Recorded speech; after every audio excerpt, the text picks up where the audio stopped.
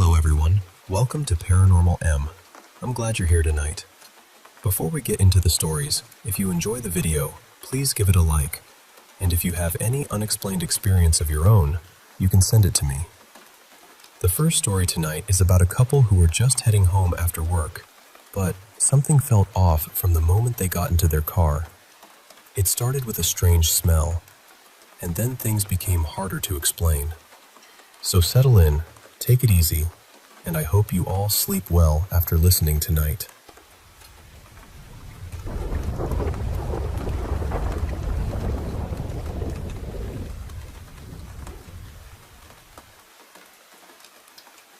I still think about this night sometimes, because even now, I don't have a clean explanation for it.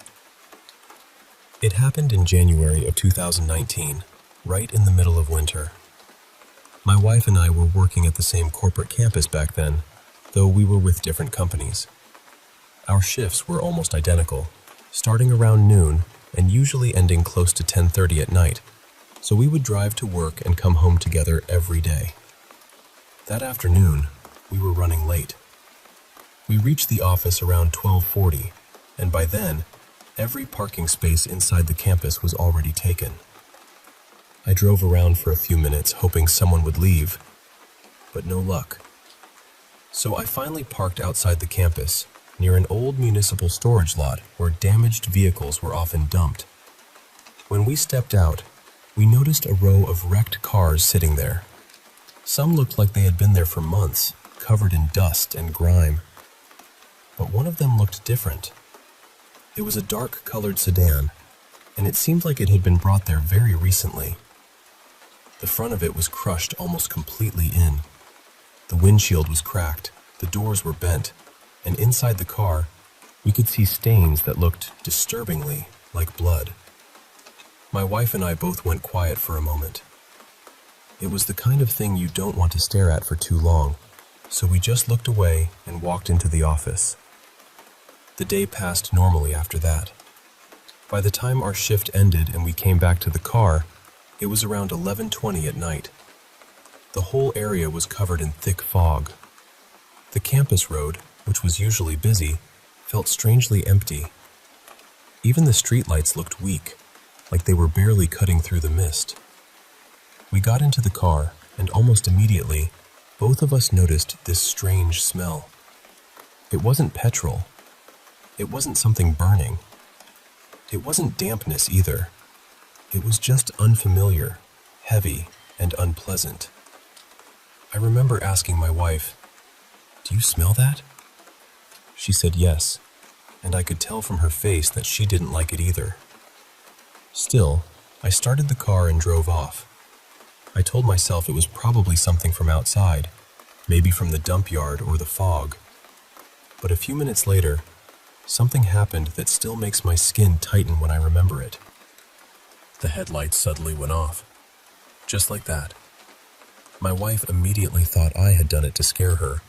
She got upset and told me to stop playing around, but I showed her both my hands and told her I hadn't touched anything. Then the lights came back on by themselves. After that, the car started acting wrong. The brakes felt like they were pressing on their own for a second or two. Then, a little later, the engine suddenly revved, as if someone had stepped hard on the accelerator. But my foot hadn't moved. I was holding the steering wheel so tightly that my hands started hurting. I didn't want to panic my wife more than she already was, but honestly, I was terrified. It felt like the car was listening to something else, not to me. Neither of us spoke much after that. The drive home was only about 15 minutes, but that night, it felt much longer. When we finally entered our apartment parking area, I thought the worst part was over. But then, out of nowhere, a group of dogs came running toward our car. There must have been 8 or 9 of them. They surrounded the vehicle and started barking like crazy. Not at us exactly, but at the car. They kept circling it, growling, barking, staring at the windows, as if something inside had caught their attention. That had never happened before. Even after we got out, the dogs didn't calm down. They stayed near the car, barking and moving around it, like they could see or sense something we couldn't. The next morning, I took the car to a mechanic. I told him everything. The headlights, the brakes, the sudden acceleration, the smell, all of it. He checked the car properly and later told me there was nothing wrong with it. No electrical issue, no brake problem, no fault with the accelerator. According to him, the car was perfectly fine. And that is what bothers me the most. Because if nothing was wrong with the car, then what exactly happened that night? Maybe it was just a strange chain of coincidences.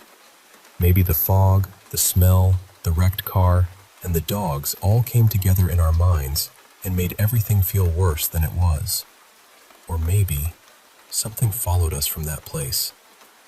I don't know. But my wife and I both experienced it, and neither of us has ever been able to forget that drive home.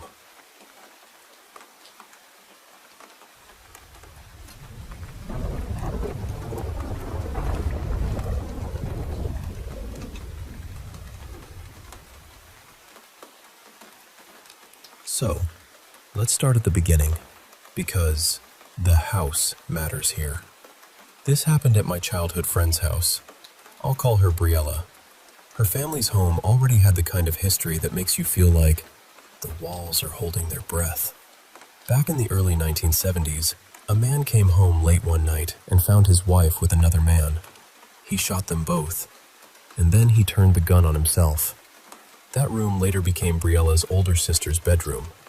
Years later, when Briella's parents bought the place, they found an old newspaper clipping about it tucked away during renovations. And when they pulled up the carpet, there were these 3 dark stains soaked deep into the original wood floors. Everyone assumed they were bloodstains. Instead of ripping the floor out, they sealed the wood, covered the area with a rug, and tried to move on. But the house never really felt like it moved on. Things went missing and showed back up in strange places. Kitchen cabinets would be found wide open. Drawers would slide out when nobody had touched them. Doors slammed from empty rooms. People saw figures that looked like someone they knew, only something about them was wrong. So that's the setting. Now, Briella and I were 13. We were sitting cross-legged on her bedroom floor with the lights off, one candle burning, and a Ouija board between us. Just 2 kids trying to be spooky, not really understanding what we were stepping into. At that time, I was still grieving my dad. He had passed away from cancer a few years earlier, and I was carrying so much anger and sadness. I missed him in a way that felt too big for my body. I wanted answers. I wanted comfort. I wanted anything that made it feel like he wasn't completely gone. Which, looking back, was probably the worst possible mindset to have while using a Ouija board in a house like that. We put our fingers on the planchette and said something like, "Hello, spirits. We'd like to talk." At first, we asked the usual nervous, silly questions. Then, it got more serious. We asked, "Is someone here with us?" The board answered, "Yes." We asked, "Are you a good spirit?" The board answered, "Maybe." Then I asked, "Are you my dad?" The board said, "No." I asked, "Do you know my dad?" It said, "Yes." I asked, "Is he okay? Is he in heaven?" It said, "Yes." That was when the whole room changed. I don't know how else to explain it. The air felt heavier. My skin prickled. My stomach dropped. It was that deep animal feeling that something is watching you, before your brain has even caught up. Then I felt this dark presence beside us. Not just darkness because the lights were off, but something thick and cold, like the room had lost all its warmth at once. And then, the bed squeaked. It sounded exactly like someone had sat down on the edge of it. I turned my head slowly, and I swear I saw the outline of a person sitting there. Just the shape of where a body should have been, pressed into the edge of the mattress. I stared for a few seconds, trying to make sense of it, and then something in me snapped back. I said, "Nope, absolutely not." I practically climbed over Briella, ran across the room, and slapped the lights on. I refused to touch the board again. I didn't care what we did after that. We could watch TV, eat snacks, stare at the wall. Anything but that. And here's the part that still bothers me. We never closed the board. I didn't know better. I was young and terrified. But now, as an adult, I honestly believe that was the moment something attached itself to me. Or at least, something noticed me. Later that night, Briella and I got into bed with her little poodle, Tilly, curled up with us. We were finally getting sleepy when Tilly suddenly lifted her head and started growling at the foot of the bed. There was nothing there. At least, nothing we could see. We calmed her down, and Briella eventually fell asleep. I stayed awake because I could feel something standing at the foot of the bed. My heart was pounding so hard it felt like it was shaking the mattress. I pulled the blanket over my head and tried to force myself to sleep. Then I felt it move. It crept up along my side of the bed until it felt like it was standing right next to my head, just lingering there, watching. I was so scared that I eventually exhausted myself and fell asleep, but not for long. My eyes flew open because I heard the sound of a gun being cocked and fired right beside my ear. I shook Briella awake and asked if she'd heard it. She just mumbled, "No," and rolled over. I cried quietly until I fell asleep again, feeling trapped in that room with nowhere to go. A few months later, something else happened at another sleepover. This time, I was with two other childhood friends. I'll call them Kira and Cassie. Kira was always sensitive to spirits. She saw things constantly, and she talked about it so casually that it almost made it worse. That night, the bed only had room for 2 people, so I volunteered to sleep on the air mattress. The lights went out, and almost immediately, I heard this low, guttural cackling right next to my ear. It sounded like someone was lying beside me with their face inches from mine. I tried to ignore it. I told myself I was imagining things, but the dread kept building, and the cackling didn't stop. Finally, I begged them to let me squeeze onto the bed. I told them I heard something near me on the floor, and they made room. I ended up wedged between them, trying to calm down. I was lying on my side, facing the wall. Behind me, there was a digital alarm clock giving off this soft blue glow. And then, I saw it. A large shadow hand appeared on the wall and started waving. All 5 fingers were clear. It moved slowly, back and forth, like someone was standing behind us and waving through the blue light. I froze. For a second, I thought, maybe I'm losing my mind.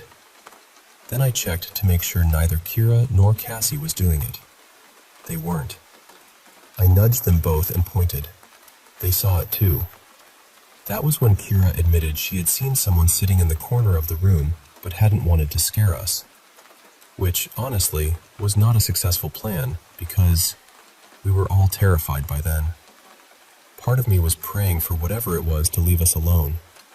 But another part of me, the grieving part, still wondered if it could somehow be my dad. Then this thought came into my mind so clearly. If it were really him, you wouldn't feel this scared. Kira started whispering things she said she could hear. Then she whispered a nickname my dad used to call me. Nobody there knew that nickname. She reached for my hand and laced her fingers through mine. Kira had tiny, delicate hands, but suddenly, her grip felt different. Heavy, strong, rough. Her hand felt like my dad's hand. I started crying hard. Not just because I missed him, but because something about it felt wrong. It felt like my grief was being used against me. The room felt too heavy, so we turned on the lights and stayed up talking about everything that had happened. Eventually, Kira went to the bathroom, leaving Cassie and me alone. A few minutes later, a strand of beads hanging by the window suddenly dropped to the floor. We screamed. At almost the same time, Kira came rushing back in, pale and shaken. She said she had looked in the bathroom mirror, and her face didn't look like her own. Her features looked sunken, sick, almost hollow. She said it looked like she had cancer. Then she saw a bright orange orb come out from near her head, and her face slowly changed back. After that, Kira and Cassie somehow fell asleep. I stayed awake until sunrise. The next day, I told my mom everything.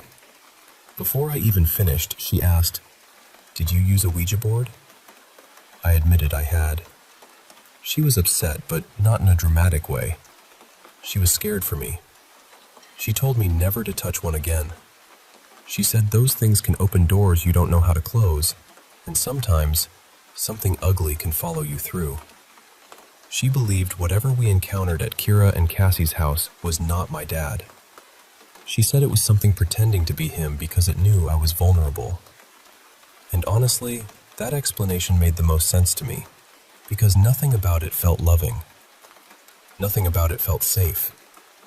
After that, I started having awful night terrors. I became afraid of my own bedroom. I couldn't look in the mirror because I was terrified I'd see someone behind me. I hated being alone at night.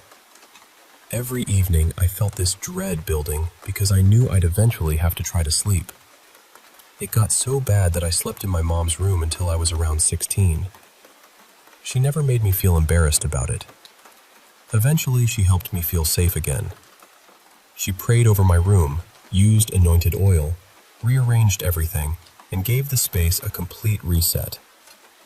We even put curtains over my built-in vanity so the mirror could stay covered unless I needed it. And it worked. The night terrors slowed down. My anxiety eased. I started sleeping in my room again. Years have passed now, and I'm 30. I've had plenty of strange experiences since then, but those were the ones that made me believe something followed me from that night at Briella's house. So, from the deepest, most sincere part of me, don't mess with Ouija boards.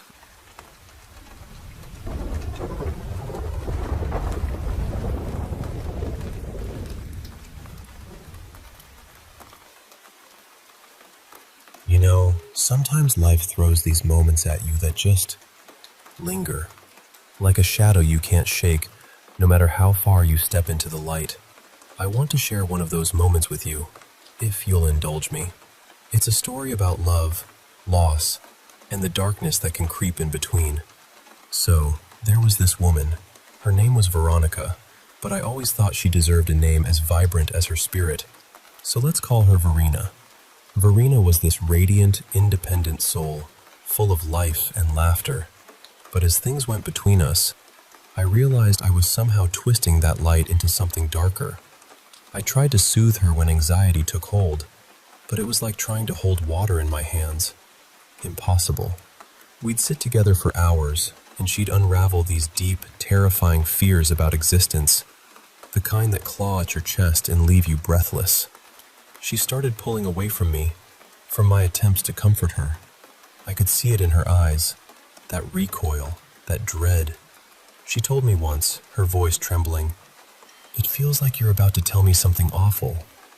You're inside my head, and I want you out." That hit me hard. Here I was, unknowingly projecting my own dark thoughts onto her, and it was poisoning her. Our relationship, which had only lasted a few months, ended quietly but painfully. I was left feeling like I'd been the villain in her story, though I could barely understand what was wrong with me. I heard through the grapevine that Verena had started therapy and was taking medication. Xanax, I think. There was a Dr. Bogan involved, a woman whose presence always gave me chills. Something about her seemed off, but who am I to judge? Around that time, I found a bit of solace in a colleague named Jacob. He was a few years older, freshly minted with his own veterinary medical degree, and had a knack for seeing through the weirdness I brought to work without batting an eye. Jacob had this laugh, deep, hearty, the kind that shatters tension like glass. One night, about a week after Verena and I had parted ways, we found ourselves at a bar. I was drunk, really drunk, for the first time in a long while. A bottle of blueberry wine felt like a grenade in my chest, and my carefully built walls crumbled. I poured my heart out to Jacob, raving about how amazing Verena was, how she made me feel whole. I quoted Burns and Keats, laughed until tears blurred my vision, then cried outright. I finished most of that bottle alone. Jacob just sitting there, steady and supportive. He was kind, making sure I drank water, asking questions, letting me spill it all. He said it was nice to see me act human for once. When the night ended, he helped me get home. I remember hugging him tightly, and in that instant, he froze, like I'd startled him. I didn't think much of it then, but 2 weeks later, I found out Jacob and Verena had started dating. Just like that, he swept in. She appreciated the attention, and they fit together like they were always meant to be. Jacob adored her, and she found someone who accepted her frailty. They became this perfect couple, like I'd been an awkward footnote in their story. Honestly, it stung. I quit my job, moved to a neighboring town, trying to erase the memories. They married, and I wasn't invited. Years passed. I kept mostly to myself, spending time with the local wildlife, traveling a bit. Europe was a favorite escape. I had a few short-lived relationships, but whenever I sensed a flicker of what happened with Verena in them, the nervousness, the dread, I'd walk away. I left behind a trail of broken hearts, and eventually, I stopped making excuses. I was selfish, hurting others to patch up my own wounds. Then, last autumn, at a Thanksgiving parade, fate, if you can call it that, brought me face to face with Jacob and Verena again. They had kids now, and at first, I barely recognized them. So suburban, so settled. Jacob's oldest son waved a balloon, and I caught Jacob's glance from across the street. Maybe enough time had passed for us to be adults about it. So, after the parade, we met. Seeing Verena doing well warmed something in me. Memories of her hair on the pillow flickered, and a quiet warmth spread through my chest. When she stepped away to help their kids, Jacob approached me. But something was off. His smile was uneasy, a flicker of something I hadn't seen before. We shook hands, and the smile vanished. He asked, "You want to talk to her?" I stammered, "No, I just wanted to see how you were doing. It's been a long time." He chuckled, tension still thick in the air. "Sure about that?" I apologized, but he waved it off, saying it was all history. Then he looked down at his hands and said quietly, "But if it's okay with you, I'd like for you to piss off and leave my wife alone." I wanted to say that was the last time I saw him, but it wasn't. He added me on Facebook, not to reconnect, but to stalk. He sent long, rambling emails, full of wild accusations and paranoid rants about how he knew my real feelings for Verena. He asked about my dreams, my intentions, even creepy things like how I might touch myself thinking about her. "That's my wife," he'd write. "I know how you feel about her, and I'll wring your neck if I see you looking at her like that again." At first, I tried to calm him, but it only made things worse. Eventually, I blocked him. He kept finding ways around it, new emails, calls, letters. I even told him I was considering the police. Big mistake. A few months ago, I was out jogging along a quiet trail, headphones on, listening to a lecture about 1940s filmmakers. It helps me keep my mind busy, compartmentalizing the anxiety that always seems to lurk. As I passed a broken streetlight, I suddenly felt a shove. I stumbled forward, scraping my hands and knees on the rough pavement. I thought I'd just tripped, but when I turned around, there he was, Jacob. No glasses, eyes cold and unblinking, like Verena's used to be. In his right hand, a pistol aimed right at me. "Get up," he spat. My mind raced, thousands of possibilities crashing all at once. I had to comply. I was frozen, mouth opening and closing like a fish out of water. My brain drowned in fear. "Step off the path," he ordered. "Walk." "You don't get to talk," he screamed. "You don't get that privilege. Step off the path and do what I say." I nodded, my legs trembling as I started walking. His hand shook, the click of a fully loaded magazine rattling. We moved off the trail and into the dense woods. Branches scraped my arms, leaves crunching beneath our feet. It felt endless. I searched for a chance to run, but with the gun aimed at me, any sudden move could be my last. "I won't let you destroy my family," he said, voice low but fierce. "I know you want her back. You should have listened." "To what?" I asked, heart pounding. "You chased me. I haven't done anything." He laughed, a hollow, bitter sound. "Don't you get it? You don't see?" He steadied his aim as I backed away, careful not to make a mistake. He wasn't aiming for my head, just the body. One wrong move. Facing that gun barrel, it was like staring into an endless abyss, knowing that it could swallow you whole. I tried to steady my mind, to find a way out, but all I had was fear and doubt. "Nothing fucking matters," Jacob snarled. "You and I, we're just jokers in a deck stacked against us. There's a whole cosmos of proof that just makes us..." He screamed until his face was red, eyes bloodshot and unblinking. "I should never have taken pity on you. I should have let you suffer. But I feel you. You're in my head, opening doors I don't want open. I don't want to think about you taking her away.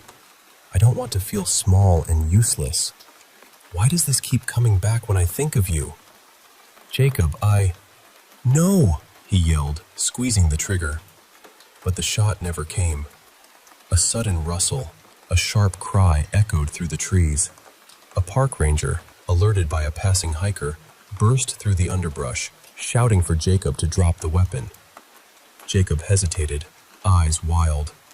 The ranger's calm but firm voice cut through the chaos, and slowly, Jacob lowered the gun. I collapsed to the ground, heart pounding, tears streaming down my face, not just from relief, but from the weight of everything that had led to this moment. That day changed everything.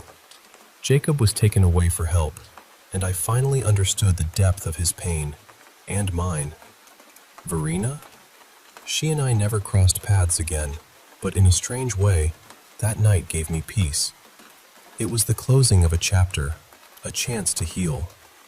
So, if there's one thing I want you to take away from this, it's that sometimes the darkest moments can lead to the light, if we're willing to face them. And that even broken, tangled stories can find a way to end with hope.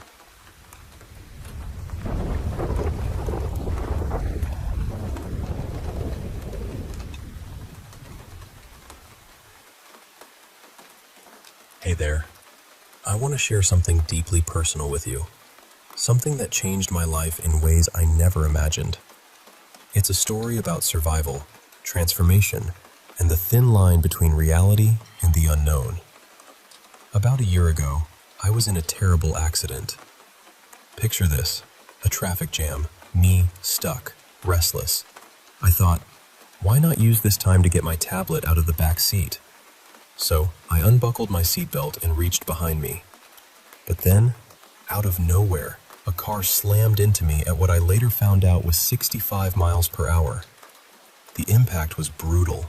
I hit my head on the dashboard, and it felt like the world just switched off. What followed was a whirlwind.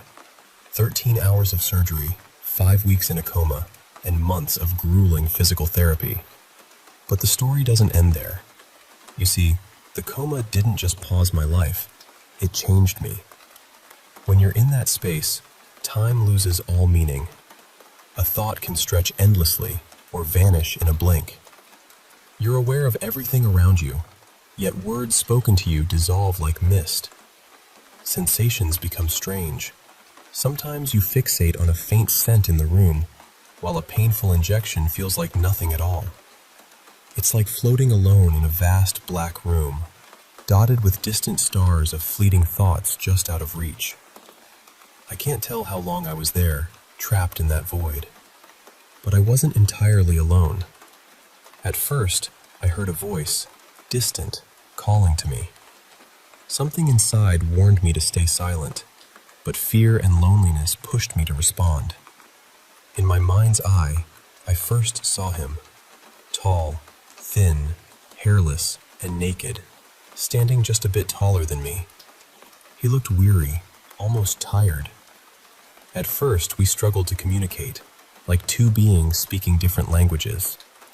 But slowly, our voices started to sync. We shared stories, jokes, and companionship in that empty space. I don't remember how long this went on, minutes or weeks, but his presence was a comfort. He called himself Nobody. "In so many ways, I'm nobody," he said once, "and sometimes you are too." So, Nobody he became. As time passed, I realized Nobody was both a friend and a shadow. He wanted me to stay in the void, to be his companion forever. He whispered terrible things I wished I could forget. I felt dread, a deep, existential terror, but I fought back. I wanted to wake up, to reclaim my life. Nobody grew frustrated. His form twisted, fingers lengthening, arms thinning, face stretching into a pale, leech-like mouth. On good days, he looked almost human. On bad days, I had to hide from him, feeling his probing presence in the darkness. Then, slowly, I began to feel my body again. The stars in the void transformed into suns, thoughts connecting like constellations. I was struggling with every fiber of my being to return, to wake or remain lost forever. It was all or nothing. At first, I felt myself slipping deeper, failing. Then, unexpectedly, Nobody lifted me, guiding me toward the light. I woke up. The coma feels like a hazy dream now, something distant but not forgotten. Nobody remains vivid in my memory. If I could draw, I'd sketch him in detail. His voice would stand out in a crowd. He's at the forefront of my mind. When I told my nurse, she was kind but skeptical. "People experience all sorts of things," she said. "It felt real to you, but here, you are you. Try to find comfort in that." I wanted to, but I couldn't. Then came the sleepwalking. At first, small things, waking in the shower, mouth full of olives. I told my doctor, but they focused on physical symptoms, not the strange experiences. I could almost see Nobody behind me, lurking in shadows, making me afraid to turn on the lights. I'd stare at empty spaces, expecting him to appear. One day, I fainted at a coffee shop. People panicked. I was fine, but the tests showed something odd. My height was off. I should be 5'9", but they measured 6'1". I'd lost weight too. I thought it was in my head, but my fingers grew longer, my complexion paled. It wasn't normal. Sleepwalking worsened until one night, I woke before the bathroom mirror, the words, "Nobody loves you," scrawled in blood. I'd shaved my head, my mouth raw from brushing teeth too hard. I wasn't just pale, I was pallid. Nobody was with me, his only friend in that dark place between worlds. Over weeks, my body changed. I grew taller, thinner, hair vanished. My teeth hurt. Violent coughs racked my ribs. Doctors prescribed asthma meds, but nothing helped. I looked less like me and more like him. Sometimes, as I drifted to sleep, I heard Nobody's voice, thanking himself for saving me. Our voices merged into a haunting duet. A membrane grew in my throat, splitting my voice into two pipes, light and dark, speaking together. Surgery was impossible. Insurance refused coverage, claiming the condition was pre-existing. My canines lengthened, piercing my lip. Fatigue consumed me. Sleep was torture, either brief and dreamless, or endless and drenched in cold sweat. Night and day blurred. One evening, brushing my teeth, I saw him in the mirror, his twisted smile on my face. We spoke through my body, two voices overlapping, "I'll stop," I said, forced. "I want you to be comfortable." "Leave me alone," I replied in a different tone. "No," he laughed. "We're free. Just listen, and it will be fine." I was tired. I listened. At first, his demands were small. Change my diet, sleep at strange hours. I complied, and for a while the changes paused. But soon, he wanted more. Midnight walks, darkness, raw chicken, even insects. I obeyed, isolated from friends and family. I grew a third windpipe. Bones jutted from my ribs. My yawns revealed a mouth twice the size it used to be. Doctors couldn't help. Nobody threatened me if I sought help. I'm writing now because I don't know how this ends. Physical therapy ended abruptly. I can't return to work or family. Nobody controls me, sending me to unknown places, asking me to read about distant tragedies and people I've never met. Strange, but I care. I'm adapting, stronger in some twisted way. But this isn't me. These words, might be the last traces of who I once was. Nobody whispered truths about existence, about what it means to be human. And honestly, I'm not a fan anymore. Now, let me tell you about Evan. He's a young man grappling with his own fears and mysteries. Evan's world shifted when his mother died tragically after a fall. She lived with a disabling condition, and Evan had been homeschooled, sheltered, protected. He speaks many languages. English is his sixth, and he learned to read and write early, often typing before speaking. His mother kept the internet filtered, shielding him from harsh realities. After her death, Evan faced a daunting new world. He struggled with chores and independence, but started exploring his surroundings. He noticed many around him shared his mother's frailty. People with strange, delicate bodies, missing limbs, or covered in cloth to hide imperfections.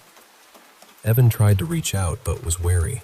His mother warned him about neighbors, calling them religious nuts.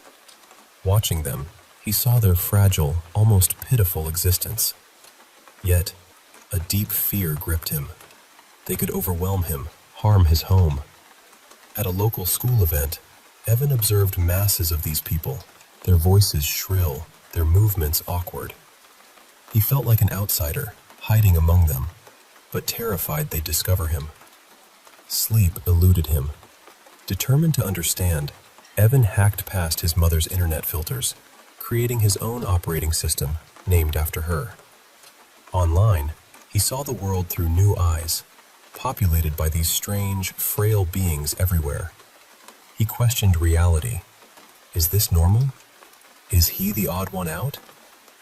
His mother told him he was the normal one, but Evan felt disconnected, out of place, camouflaging himself like a tense spring ready to burst. He wonders if he should leave, fearing those who saw him might come for him, as they did for his mother's father. He asks himself, was I hidden from the world, or has the world been hidden from me? The answer frightens him. He writes, hoping for comfort, understanding, and a glimpse of normalcy in a world that feels anything but. Thank you for listening to these stories of survival, transformation, fear, and the search for identity. Remember, sometimes the greatest battles are the ones we fight within ourselves, and sometimes reaching out can be the first step to finding light in the darkness.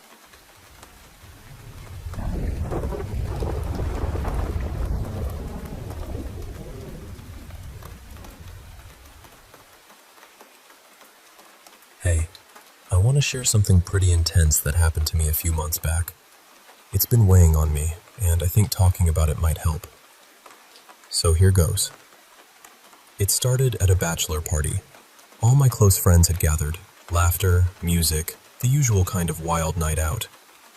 I'm the kind of guy who likes to let loose, and, well, I definitely had more than a few shots that evening. But here's the thing. I'm responsible. I wasn't going to risk driving, especially after drinking. Luckily, my place wasn't far from the party, so I decided to walk home, sober up on the way. I took a shortcut along the lake path. Now, if you've ever been near a lake at night, you know it's like a frog convention out there. These little amphibians are everywhere, their croaks echoing softly in the dark. I was trying my best to avoid stepping on the little guys, hopping around in the dim light. It was peaceful, almost serene, the water lapping gently at the shore. I was about halfway home, minding my own business, when I noticed someone ahead on the path. This person was dragging a large garbage bag behind them, the sort of dragging sound that makes your skin crawl. We stopped about 20 feet apart, and I got a clear look. He wasn't wearing a shirt, just a pair of old jeans, and his eyes. Oh man, his eyes were something else. They were huge, unnaturally round, almost animalistic. His gaze was wild and unblinking, like he was hunting or waiting. His skin was scarred in several places, deep cuts that looked fresh, but strangely, there was no blood. His entire presence was terrifying, like something out of a nightmare. He just stood there, staring at me without blinking. Then he spoke, his voice low and raspy. "Look the other way.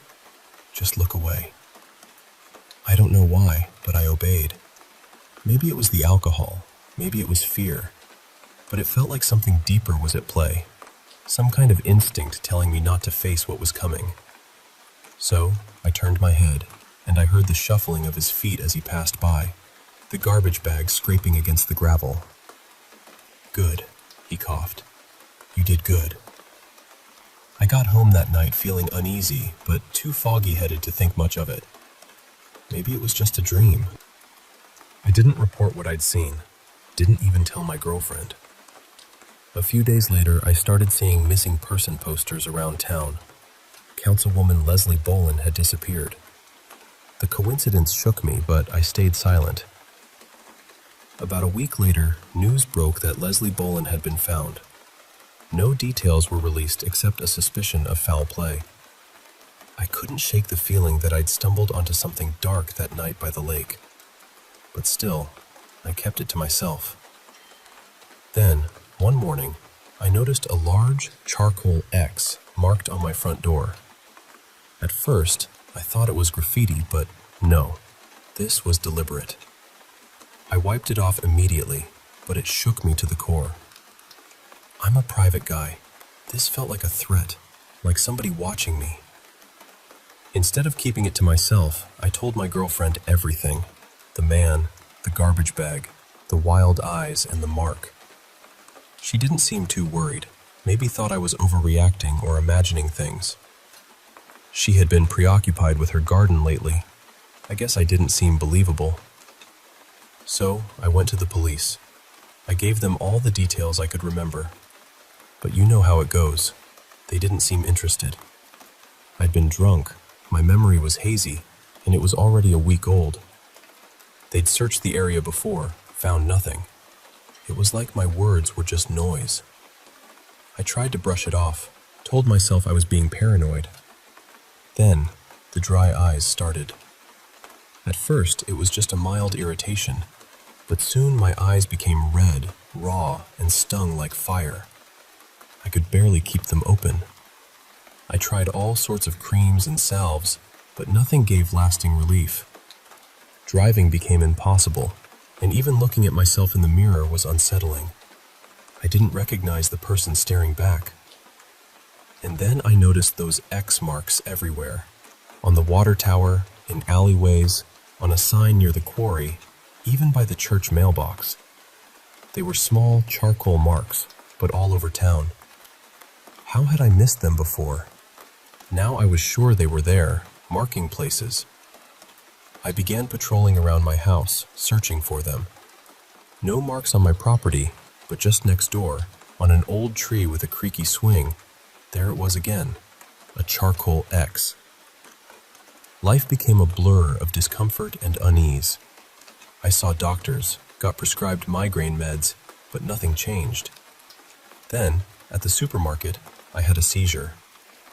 It was terrifying, an explosion of orange and red light behind my eyelids, jagged white flashes stabbing through the colors. My eyes squeezed shut, swollen and aching. A kind cashier rushed over to help me, and after washing my face, the light show faded. But it never fully left me. Every time I closed my eyes, those swirling colors returned, like a storm inside my head, constantly shifting and changing, never giving me rest. I barely slept. One day on the bus, I closed my eyes to escape the world, and amidst the swirling reds and oranges, I saw something new. A large, dark X-shaped void. It stood out like a shadow in the chaos. When I opened my eyes and looked in the right direction, there he was, the man from the lake, crossing the street by the red light. Our eyes met. I swear he smiled. Later, waiting for the bus, he sat next to me. Even with my eyes closed, I knew it was him. Tall, lean, with short black hair and a goatee, holding sunglasses even though the sun had set. It was bizarre. Who wears sunglasses at night? Rough day? He asked. Yeah, I nodded. It'll get better, he said softly. It always does. His voice was strange, like he was talking to someone familiar, not a stranger. Just look ahead, he said. Look closely. He rose and started walking down the street. I waved. Aren't you taking the bus? I prefer a long walk, he replied with a small smirk before disappearing into the night. That night in my bedroom, I closed my eyes tightly, desperate to escape the colors. I caught a glimpse of a tiny black spot in front of me. It was like the X on the bus, a dark void. Then I realized I was staring at my reflection in the mirror. The spot grew, forming into a black X right where my forehead reflected. I was marked. Nightmares followed, visions of blood, torn flesh and bone in fiery red and orange hues. Closing my eyes was like being trapped under a pile of broken bodies. The migraine pills were useless. I started sleeping with my eyes open. Morning came with crusted, swollen eyes that hurt to open. Creams did nothing. My girlfriend grew worried, not just about my eyes, but about me. She said I was distant, distracted, not myself. I barely noticed, but she was right. Usually I'd fight for her attention, but now, I just didn't care. Maybe I'd changed more than I realized. Things got worse. Every time I closed my eyes, new horrors unfolded. Hellish landscapes, skulls laughing in the fire, skies filled with staring eyes. It was a nightmare that never ended. I tried not to blink, but the pain forced me. I was sent home from work on sick leave. I was a liability, a distraction.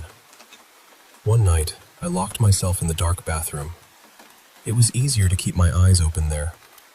As I blinked, the X in the mirror grew larger, filling my entire view. Closing my eyes now gave only darkness, no swirling colors, just black. The relief was overwhelming, and I cried. Then, a hand reached out from the mirror. It gently stroked my hair. A voice, like a whisper underwater, rumbled, "Hello." I started closing my eyes more, trying to make sense of the visions. The hellish images corresponded to my surroundings. A skull shaped like my bed, a dismembered tongue matching the hallway carpet. It was like seeing the world through a twisted, ever-changing painting. I found I could navigate my home with eyes closed, cook, type, even take walks. The horrors became normal. I adapted. My girlfriend wasn't happy. We fought. She wanted me to break away, but I didn't care. How could she ask, "What about me?" when I was losing my sight? It felt so shallow. I kept my eyes closed much of the time. The world through open eyes was too dry, too bland. I missed the colors, strange as they were. Recently, I noticed a dozen dark spots outside my house. Tall X's, some towering over me, others circling silently overhead. They just hung in the air like ominous symbols. "You're looking closer," A familiar voice coughed nearby. "You did good." "Please, tell me what's happening," I begged. "I told everyone about you," the voice said. "They're eager to reward you." "This is a reward?" "You can't grow new muscles without tension and pain," he chuckled. "All this discomfort will pass." "Then what?" "Then we move forward, see things, together." "Enough of this," I snapped, frustrated.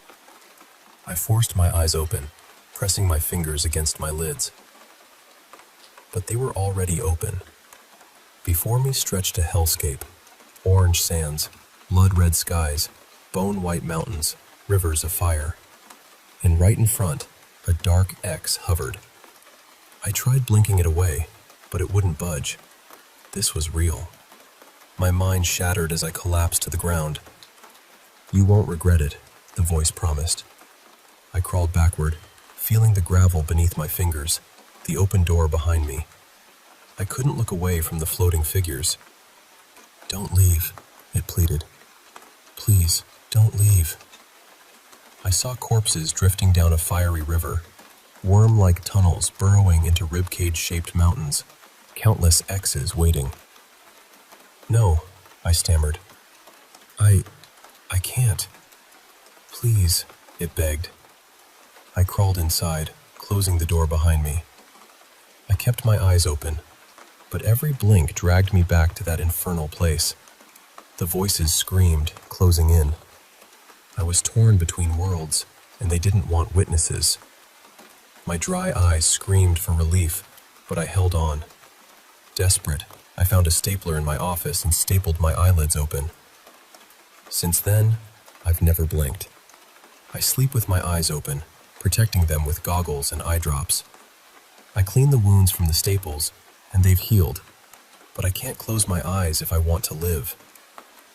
I don't know who these people are, what they want from me, or if it's too late to accept their offer. They keep things vague, testing my faith, I guess. Sometimes I lean against the mirror, hoping that hand will reach out again, comforting me. I'm so tired of these dry eyes.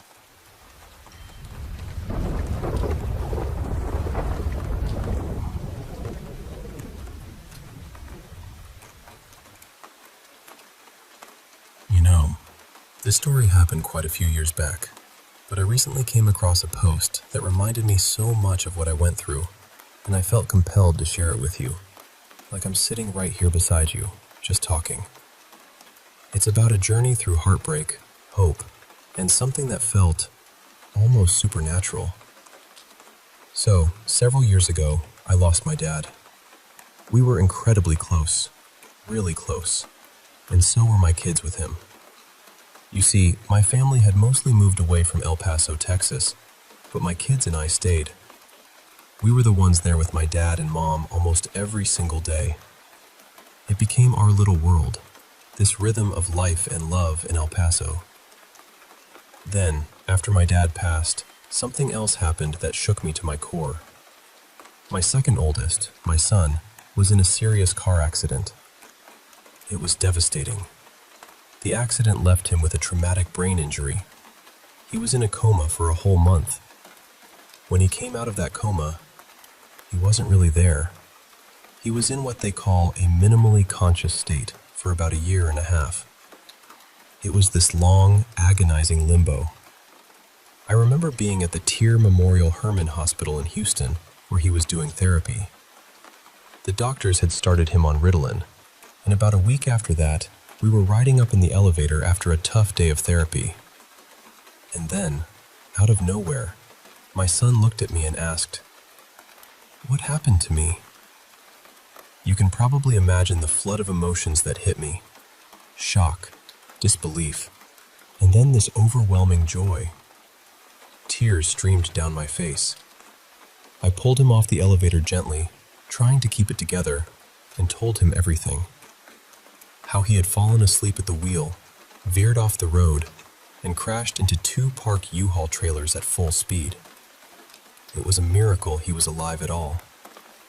I told him, almost jokingly but with all my heart, that maybe my dad had called in every favor in heaven to keep him safe. And you know what? When I said that, his eyes got so big, and he asked, "What happened to Grandpa?" That moment broke me. You see, because of his brain injury, he'd forgotten that my dad had passed away. That memory was just gone for him. I had to tell him the truth, and watching him break down, reliving that loss all over again, it was heartbreaking. I could feel his pain as if it were my own. But over time, he improved. The therapies helped, and he got stronger each day. One night, while I was still at tier with him, I had this vivid dream. My dad came to me, clear as day. He sat beside me, and his presence felt so warm and real. He told me how proud he was of me for all the sacrifices I'd made, for being there every step of the way for my son. He said I was a good father, and then he told me to tell my son that he could get all his abilities back, but it was going to be the fight of his life. The last thing he said was, "Stay strong." That dream stayed with me. It felt more like a visit than a dream. The next morning, I shared it with my son. Not long after, my dad came back in another dream. This time, he was sitting right next to me, his hand resting gently on my shoulder. But something was different. His voice was weak, almost like he was struggling to speak. I asked him, "Dad, why do you sound like that? Is something wrong?" He looked at me with such tenderness, mouthing the word, "Sorry." Then he explained, slowly, "Where I am now, I don't need to use my mouth to speak. It feels strange trying to talk like before."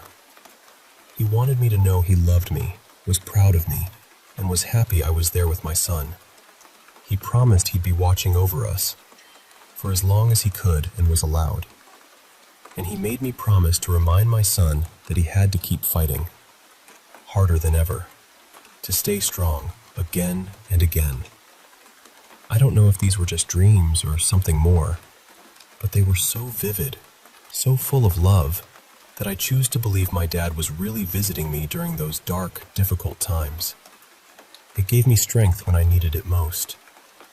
I truly believe there's more to this world than what we can see or understand.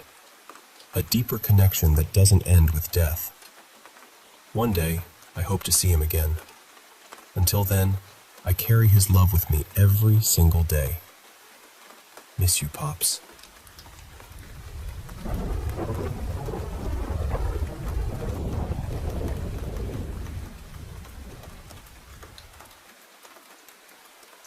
Hey, I want to share with you two stories that have stuck with me over the years.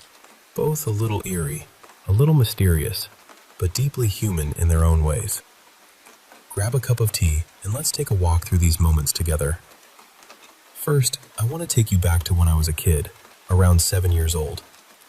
My family had just moved into this old house, one of those places with creaky wooden floors and a backyard that stretched out behind a tall, weathered fence. Now, this backyard wasn't just any yard. It bordered some train tracks. But more on that in a bit. On moving day, I was clutching a snow globe. It was fragile and precious, a little keepsake I'd had for a while, and I was determined to keep it safe amid the chaos of boxes and suitcases. As we walked up to the house, I remember my mind drifting. I was wondering, what the snow inside the globe actually felt like. Was it cold? Soft? Like real snow? Before I could finish that thought, the globe shattered in my hands, glass shards sparkling like tiny stars as they fell.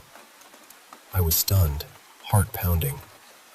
When I told my mom, she didn't believe me, thinking I must have dropped it. But I swear, I didn't. That moment was the first crack in the comfortable feeling of our new home. It felt like the house itself was telling me something. Now, about those train tracks behind our fence. My bedroom window looked right out onto them, and sometimes, especially in the quiet moments when the world seemed still, I saw a shadow. A man standing there, just watching, not moving, not even blinking, it seemed. I'd rushed to get my brothers, hoping to show them, but by the time they looked, the shadow was gone. vanished like a whisper in the wind. One night, I woke up to this strange, rhythmic sound. I turned slowly in bed, heart thumping so loudly I thought it might burst out of my chest. And there he was, the shadow man, sitting cross-legged on my bedroom floor. In one hand, a piece of wood, in the other, a knife. He was whittling, carving away, the soft, scraping noise filling the room. I remember tears pooling in my eyes, not just from fear, but from a deep, aching confusion. What was he? What did he want? I was too scared to scream, terrified he might hurt me before my parents could come to help. So I squeezed my eyes shut tight and stayed frozen, the whittling sound like white noise in the background, until sleep finally claimed me. In the morning, wood chips scattered across my floor caught my eye. I ran to my mom, telling her everything. She said it was just a bad dream. But when I pointed to the wood chips, she shrugged it off, saying maybe the dog dragged them in. She didn't believe me, and for a long time, I wondered if maybe I was just imagining it all, if I was crazy.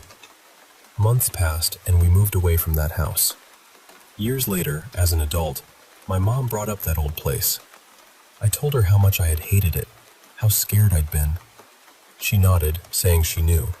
That's why we only stayed under a year. Then she shared something that surprised me. She'd had her own encounters there. When I had my experience, she knew it was time to leave. She hadn't wanted me to be scared and thought it was better if I didn't know. I have this ability, like her, to connect with spirits. I don't know what that shadow man's intentions were, good or bad, but for years, I felt isolated, like I was the only one. Now, I can talk to my mom openly about it, and that makes all the difference. All right, shifting gears, let me tell you about a neighbor situation that unfolded a couple of years ago. I'm not one for wild conspiracy theories, moon landings, secret governments, none of that. But something really strange happened right above my apartment. After a tough divorce, I moved into this modest two-room place on the third floor of an old building from the 50s. It was affordable and clean, and I was just trying to pick up the pieces of my life. Across the hall on my floor lived a retired woman with 2 cats, and above me was Hugo. Hugo was the perfect neighbor, quiet, friendly, an accountant who worked at the sanitation department. He was a big guy with glasses and thinning hair, kept to himself, and never caused a fuss. I thought, hey, I lucked out. But then December rolled around during the height of the pandemic, and everything started to shift. One day, while out getting a photo printed for my mom, I spotted Hugo browsing a small store. He wasn't alone. There was a woman with him, and she was stunning. Taller than him, graceful like a swan, with nutmeg hair and this bittersweet floral scent mixed with honey.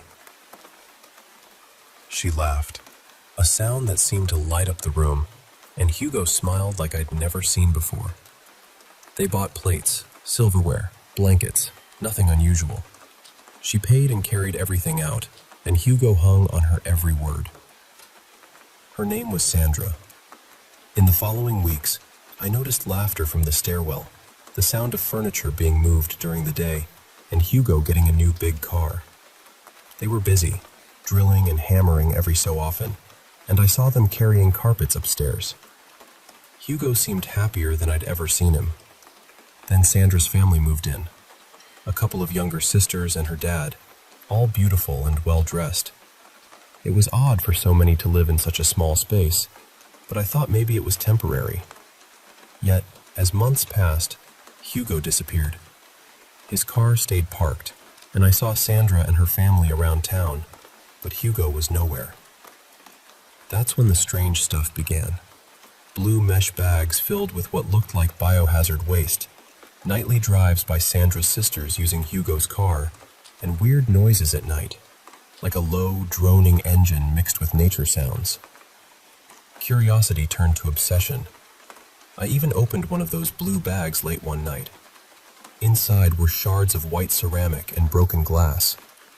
Putting the pieces together, quite literally, I discovered it was a giant eggshell, like a football-sized egg. I called it nesting in my notebook. Then came the door incident. One evening, I found my front door wide open, fire alarms blaring, and neighbors gathered in the hall. Sandra appeared with that unsettling smile, saying the super had opened my door to check for fire. But the super never came back, and soon after, my notes, the eggshells, even my computer were tampered with. The sisters seemed to watch me more closely, their dad's glare cold whenever he tossed out trash, now in regular bags. The strange sounds stopped, and I never saw anyone carrying anything bulky again. New neighbors moved in, young, stunning, and mysterious, and strange water damage began appearing in my ceiling, smelling foul and causing the ceiling to bulge. I reported it, but the management stalled, demanding insurance papers I didn't have. Meanwhile, my downstairs neighbors and the college students below moved out, replaced by these new, beautiful faces. I don't know what they're up to, but the whole building feels different now. That nesting feeling? It's still there. Like something is growing, waiting. So, yeah, 2 stories from my life. One about a shadow man who whittled in the dark, and another about neighbors building something strange. Both left me with questions and the understanding that sometimes the ordinary world isn't as ordinary as it seems. Thanks for listening.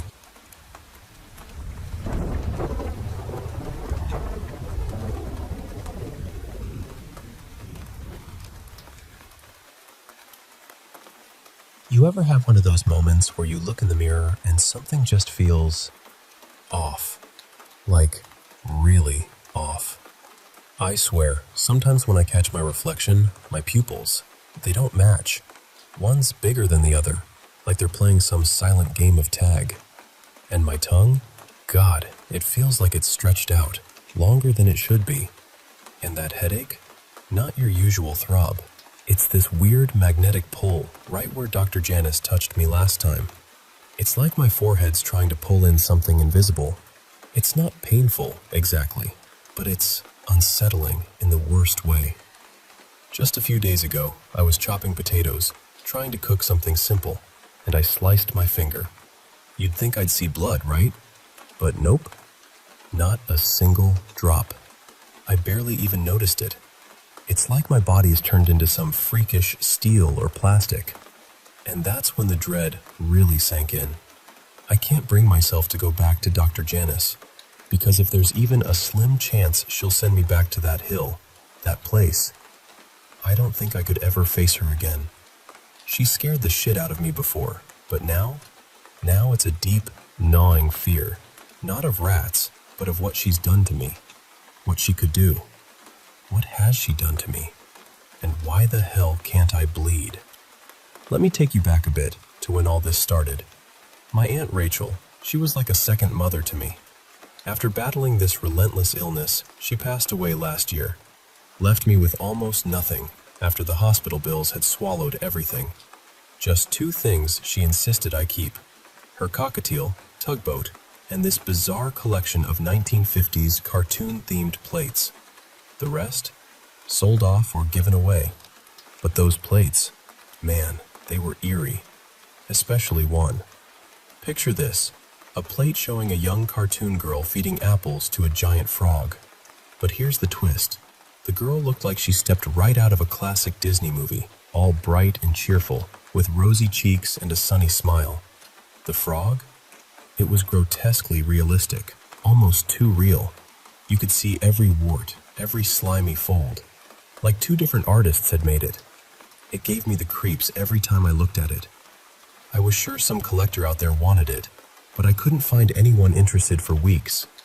Posted pictures everywhere, social media, auction sites, but no bites.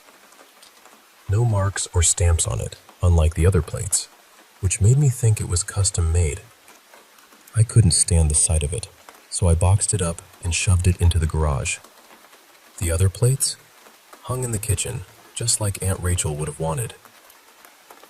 I live just outside a small town in Minnesota, not far from the lake. It's quiet, too quiet sometimes. A few houses scattered nearby, but close neighbors? Nope. You couldn't throw a rock and hit anyone's yard. There's a single, flickering streetlight that's seen better days, and it doesn't do much to keep the darkness at bay. Friends rarely visit. This place is just a little too out of the way for most. I inherited it from my mom, who passed when I was young. Lucky to own a house, maybe, but what a price to pay. Tugboat fit right in. I made him a big cage in one of the back rooms. When you live alone in a place like this, you have more space than you know what to do with. Aunt Rachel's funeral was simple. She insisted on it, said she paid for it herself. She hated being a burden. She begged me to take care of Tugboat, and honestly, that bird was my lifeline during the pandemic. When everything outside was falling apart, he'd sing, and it made things a little less lonely. Living alone, you become a bit of a sound detective. You learn to notice every creak, hum, buzz. The fuse box's low rumble, the fridge humming quietly, the light buzzing in the kitchen, the TV flickering in the other room, even when no one's watching. So when one night I turned on my electric toothbrush and heard nothing, it threw me off. The motor was running. I could feel the vibration, see the brush spinning, but it was completely silent. No buzz, no hum, not a peep. The TV in the next room was fine though, just the toothbrush. Weird, right? And that was just the start. Over the next few days, things got stranger. The egg timer went off, but I didn't hear it, so my eggs boiled over. The cushion ventilation system sounded like it was broken, but it wasn't. It just stopped making noise. One night, I dropped one of Aunt Rachel's plates. It shattered on the tile floor, but there was no crash, no shatter, just silence. I started to wonder if I was going deaf, but 2 doctors said my hearing was perfectly fine. Still, the image of that plate falling in slow motion, expecting a loud crash, and instead nothing. Man, it sent chills down my spine. I have this friend Patrick who works at the sheriff's department. We used to grab lunch every week, but the pandemic messed with everything. One day, I bumped into him at the supermarket aisle.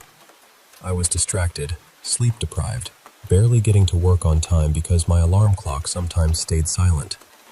My boss wasn't thrilled. Patrick noticed I was out of it. "Hey, you all right?" he said, tossing oranges into his cart. "Yeah, sorry, didn't see you there." "Crazy times," he nodded. "Hey, I heard about Rachel. Sorry I missed the funeral." "She wouldn't have liked it, with all the uniforms there," I said, half smiling.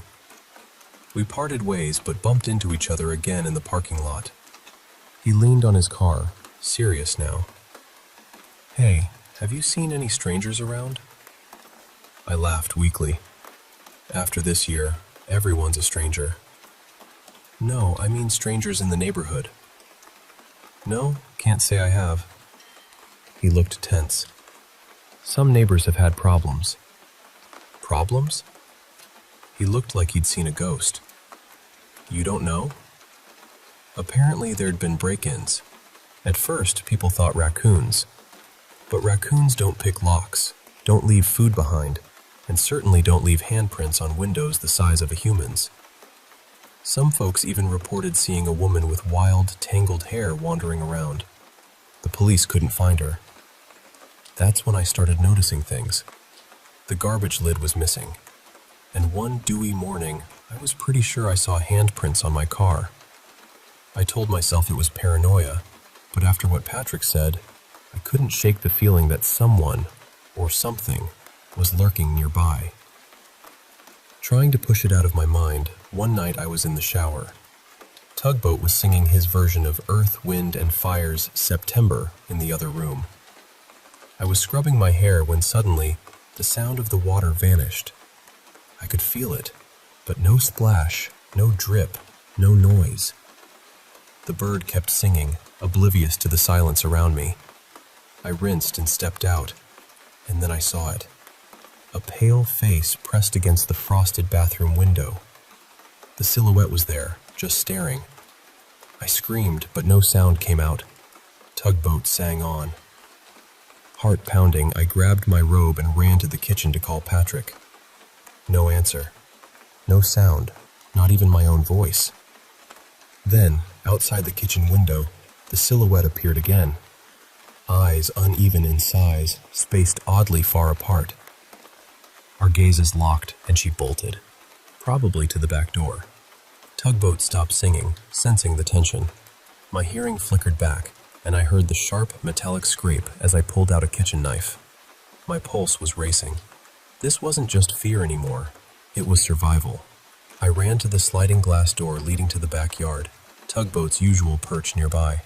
She was there, pale, frail, wearing a hospital gown, her hair tangled and wild.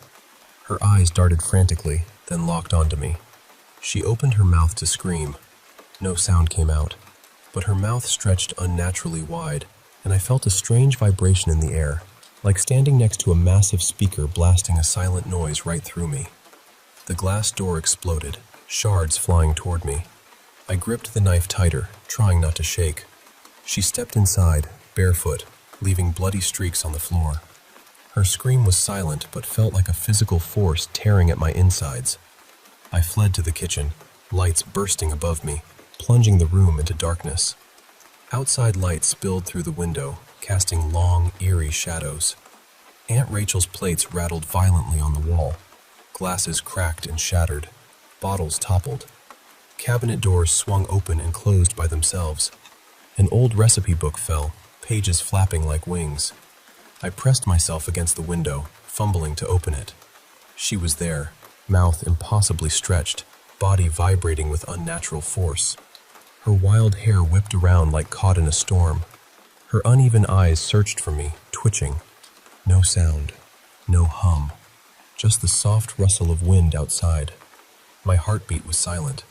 I managed to climb out, feet scraping against the gravel. I didn't look back.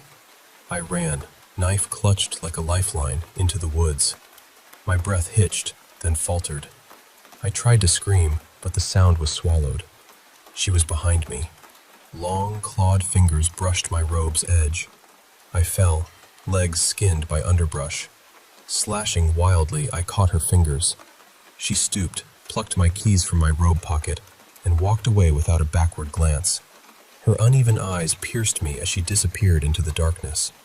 I found my neighbor's house, breathless, muddy, terrified. The police arrived hours later. I gave my statement, showered again, and spent the night at a motel. The house was searched. Nothing stolen. Not much broken. She wasn't after valuables, just something specific. And then I noticed the garage. The creepy plate. The one with the little girl and the giant frog. It was gone. I guess I found the collector who wanted it after all.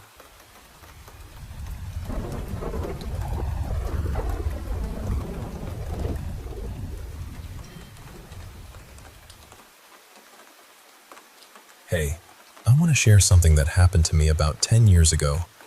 It's a story that's been with me ever since, and honestly, it's still hard to make sense of it all. So, about a decade ago, on what was supposed to be the very first day of my vacation, everything changed. I suddenly suffered a brain hemorrhage. It was like going from zero to completely brain dead in just a couple of hours.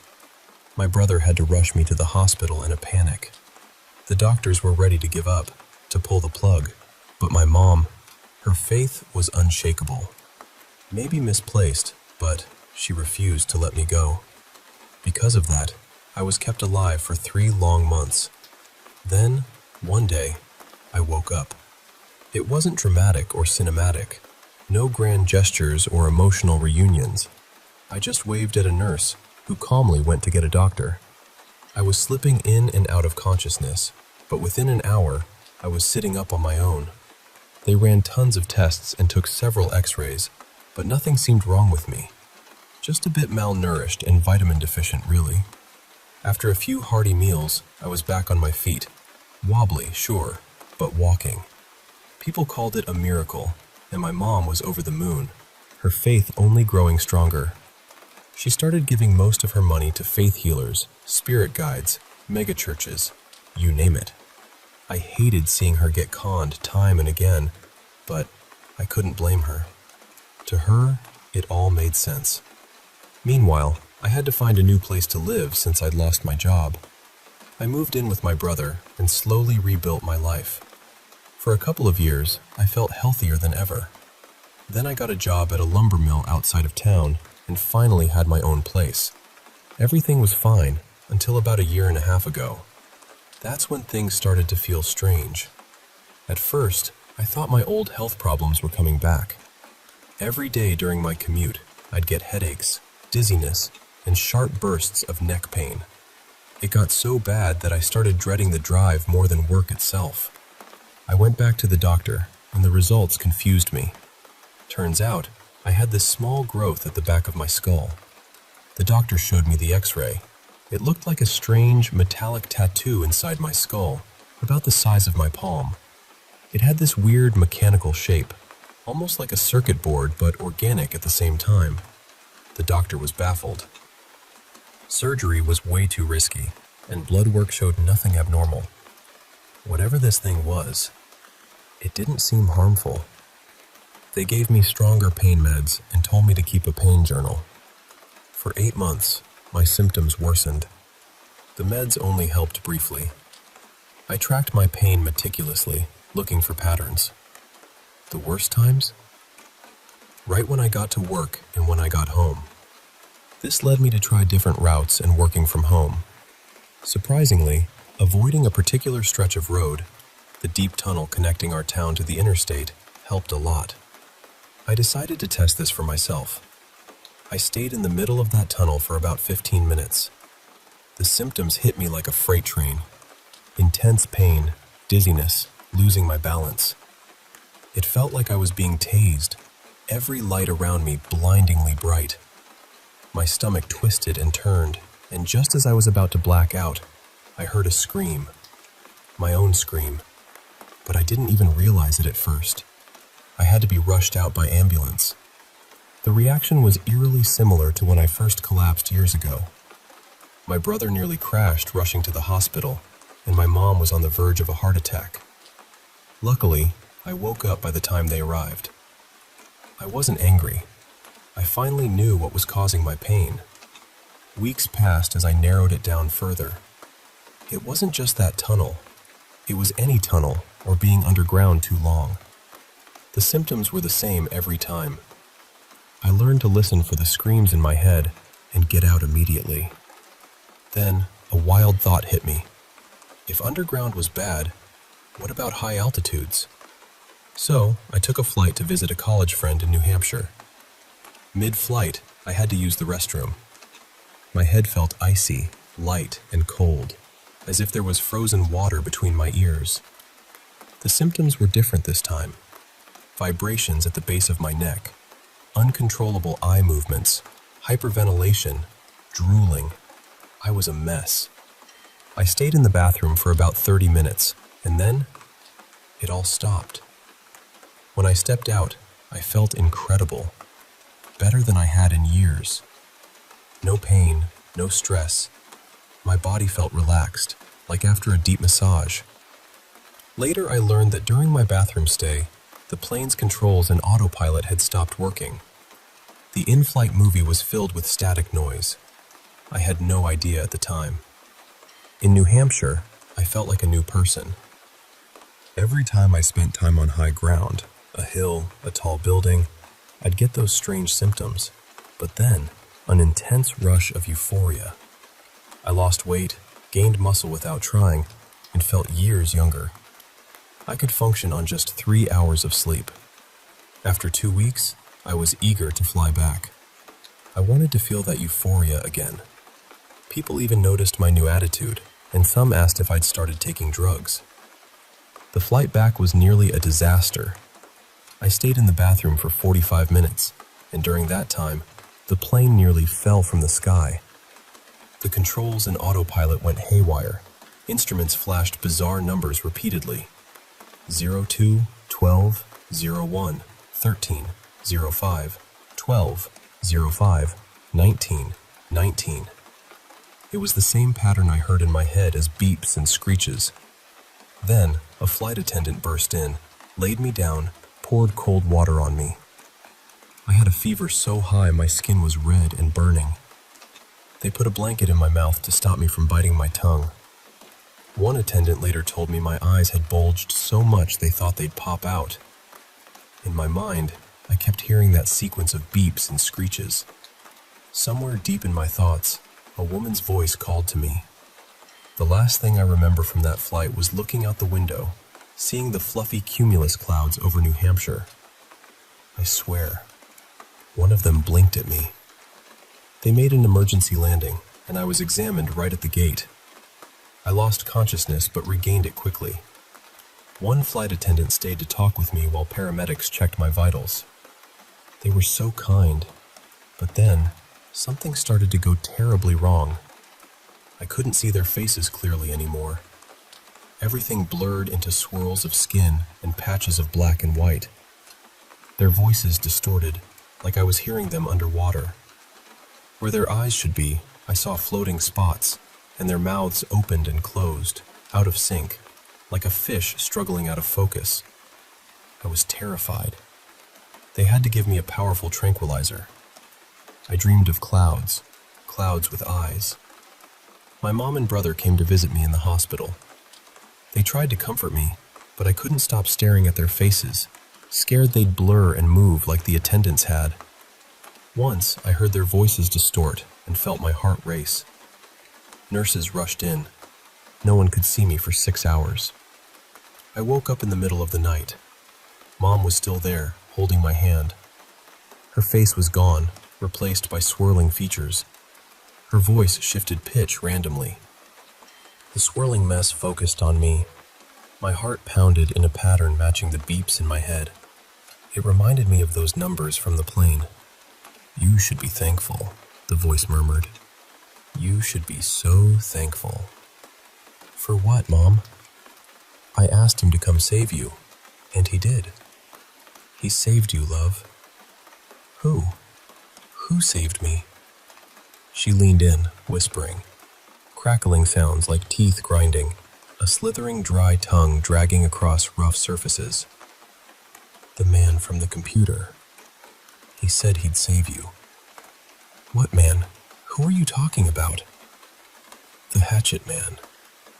The words chilled me. I leaned back, looking closer at Mom. Without her voice, she was a stranger. Dressed oddly, but it was her shoes that caught my eye. Sneakers far too large for her feet. Then, like lightning, the swirling face vanished. It was like a curtain pulled back in my mind. A stranger sat before me, a man in his late 30s or early 40s, rugged, with a wild beard, a hoodie, and eyes completely black. It was hard to tell if those were huge pupils or solid black voids. He stood, pulled a cable from my arm, and snapped his fingers. Every electronic device in the room went silent. I tried to scream for help, but he snapped again, and my mind cramped, frozen. "Testing," he said in a low, rumbling voice. "Testing." His eyes flashed yellow, and I struggled to breathe. 10 agonizing seconds passed before my throat opened again. He leaned over me, fingers twitching to snap again. "Without the hatchet man, you'd still be brain dead, you ungrateful shit. Now stay fucking still." I was paralyzed. My pulse wanted to race, but something held it back, something controlling me. He reinserted a needle into my arm and held up a strange black handheld device. A series of beeps sounded, the same pattern. Then it was done. He removed the needle and headed for the door. What is this?" I croaked. "Nothing," he smiled. "Just a hot fix." He snapped his fingers again, and darkness swallowed the world. Since then, I've spoken with Mom. She thinks I dreamed the whole thing, but was surprised I knew about her donation to something called the Hatchet Man. Apparently, that was the username for a donation to the Church of the 13 Chisels. Mom tried everything. But after that donation, I just woke up. She's a follower now. Of course, there is no Church of the 13 Chisels. Their emails are just copy-pasted televangelist messages with names swapped around. The address is fake, and every photo on their website is photoshopped from other churches. It's a scam, a shell. Still, here I am. Since that night, I'm more stable. I can go through tunnels without pain, and flying doesn't trigger anything strange. No swirling faces or distorted voices haunt me. The weird metallic growth in my skull remains, but feels passive now. Maybe it really was fixed. I don't know what to make of any of this. I don't know if I should be worried or hopeful. I think that growth and whatever the hatchet man did saved my life, but I'm scared about what might come next. I don't feel controlled or forced to do anything, but sometimes I wonder if that will change someday. I guess what I'm asking is, do you have any ideas? Any theories? Because I'm still trying to understand this strange, twisted miracle that's become my life.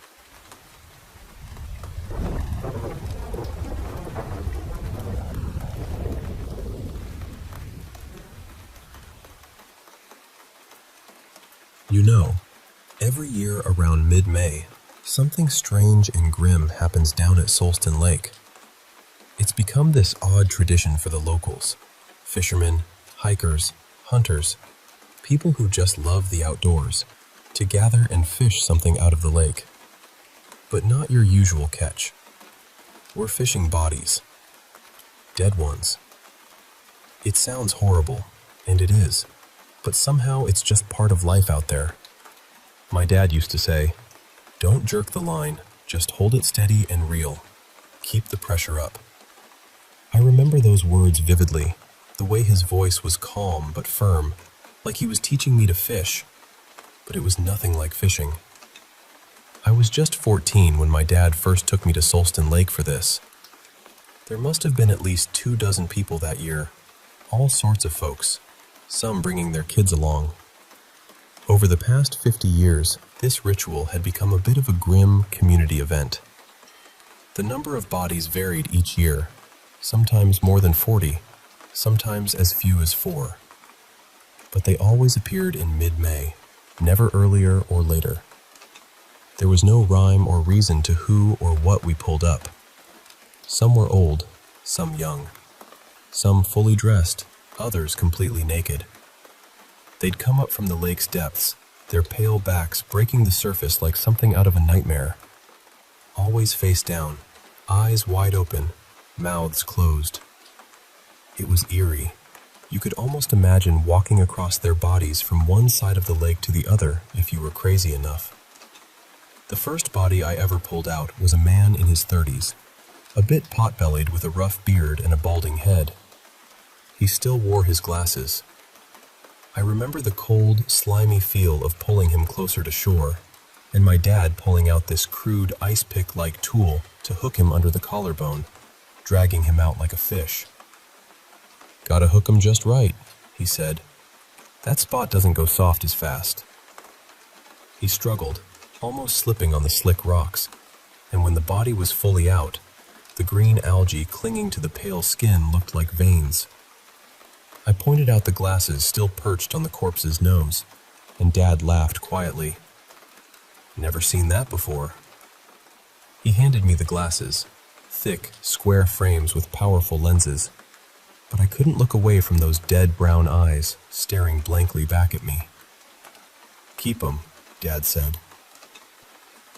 I asked if he had ever caught a live one, and he said no. They always drowned long before they surfaced.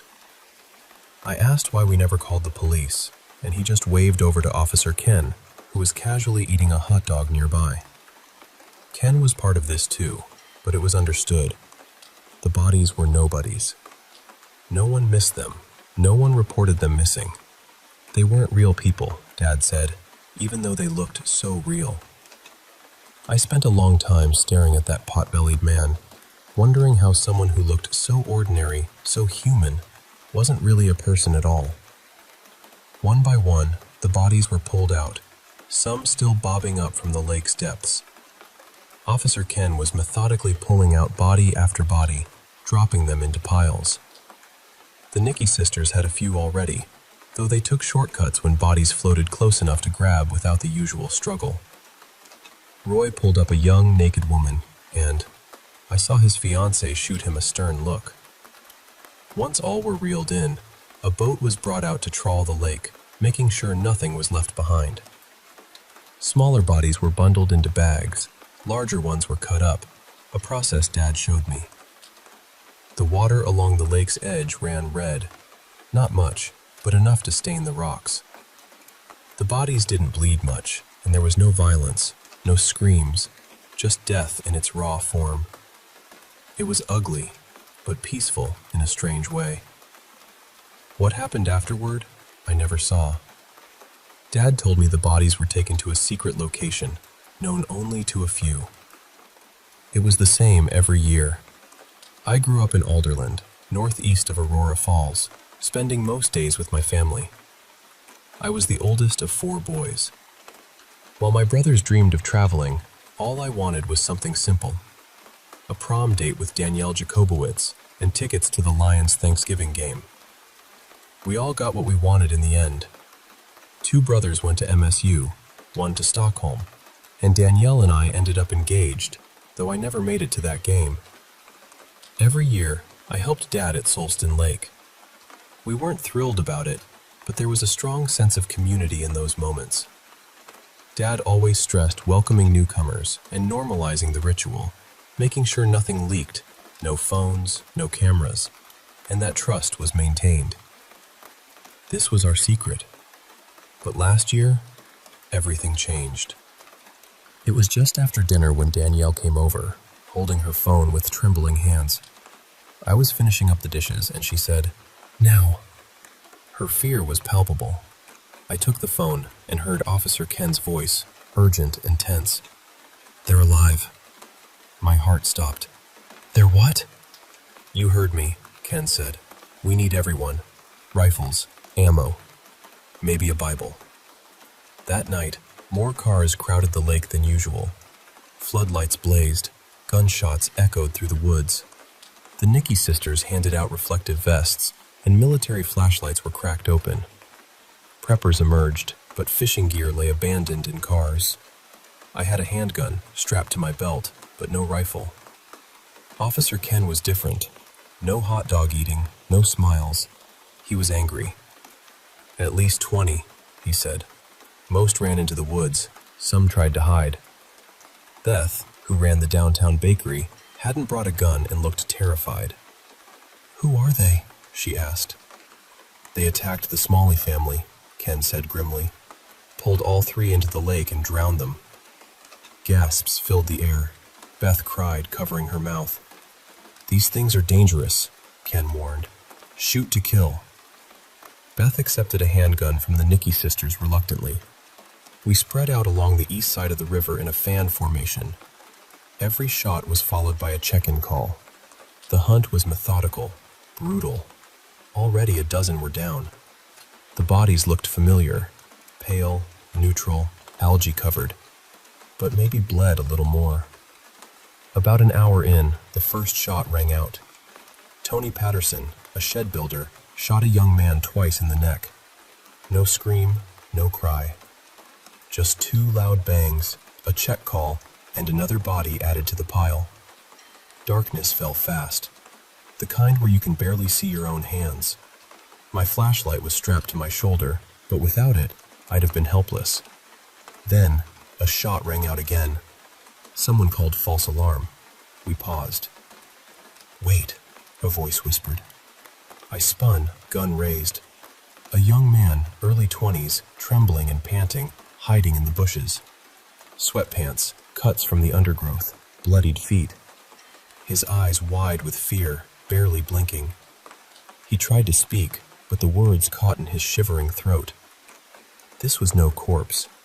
This was a living, breathing person. A kid. He stammered. I raised my voice, calling out reflexively. He held up his arms, skiing himself. So human, so vulnerable. I was the aggressor. I sprained my foot, I said. Mind if I head back? You okay? Came a call. Yeah, I'll meet you back at camp. I put the gun away and helped him up. Ice cold, with black sores on his arms, probably necrosis. I whispered, Can you walk? Yeah, he nodded. I need answers, I said. Of course, he breathed. You got a car? I gave him directions to the road and promised to pick him up. Hurry, he urged. I felt terrible leaving him, but I was clueless. On the way back, I faked a limp. Officer Ken wished me luck, but kept glancing at my leg. When I reached the path, the kid was gone. My heart sank. I found him unconscious a few feet down, pale and motionless, almost dead. I loaded him into my back seat, covered him with a blanket, and tried to hide him as I passed others on the road. Then, I saw them. 3 figures blocking my path. 2 middle-aged men and a young woman. The woman held a shard of glass like a knife, cutting into her palm. Their eyes were black, pale skin almost glowing in the dark veins like marble statues. They didn't speak. I locked the doors and floored it. They ran after me, relentless. One man caught under the tire, chest crushed. Another slammed into the hood and tumbled into a ditch. The woman vanished. I braked hard, heart pounding, staring into the woods. One man lay still on the road, another dying in the ditch.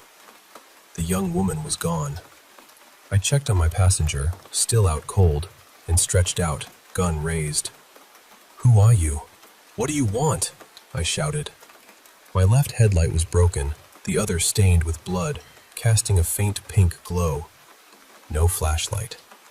I slowly scanned the darkness, dizzy and weak. Then, I saw her. Early 20s, black metal t-shirt, tight jeans, short blonde hair, wounds on her face, maybe piercings ripped out. Just stop, I pleaded. She leapt, not a jump, but a vertical launch, 7 feet up, effortless, like snapping fingers. My mind couldn't process it. As she descended, she opened her mouth, releasing a horrific whistle, an inverse scream. Her lips curled back, revealing a black tongue. She tackled me, cutting my left arm with the glass shard, but I barely felt it. Disconnected. I threw her off, stood up, but she leapt again, the awful whistle piercing the night. Instinct took over. I pulled the trigger repeatedly. She crashed down, dead. Face down, 4 exit wounds, a splatter on the dirt. Her face was neutral, like the pot-bellied man years ago. I kept pulling the trigger, the empty gun clicking like a metronome. The others came running, bandaged my arm, and celebrated. 3 kills, tying me with the Andersons. They sent me home with orders to have Danielle stitch me up. The only regret? Forgetting my limp. I'm sure Officer Ken noticed. Driving home, I caught movement in the rearview mirror. My passenger stirred, coughing weakly. You got any water? I handed him a bottle from the glove compartment, which spilled its contents everywhere. Papers, tools, even CDs. Among the mess, I found a pair of glasses. They were the same as the pot-bellied man's. Thick, square frames. I must have carried them without realizing. The kid noticed my stare and wheezed. Those look like my dad's. Where'd you get them? And in that moment, I knew this was just the beginning.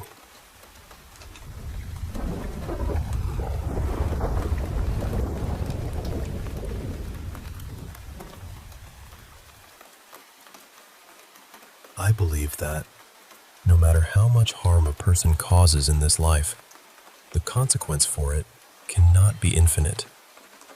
It might be heavy. It might last longer than the mind can imagine. But it has to end eventually, because none of us can commit an infinite amount of harm. And I want to explain what I mean by harm or sin, because I'm using the word in a broader way than people usually do.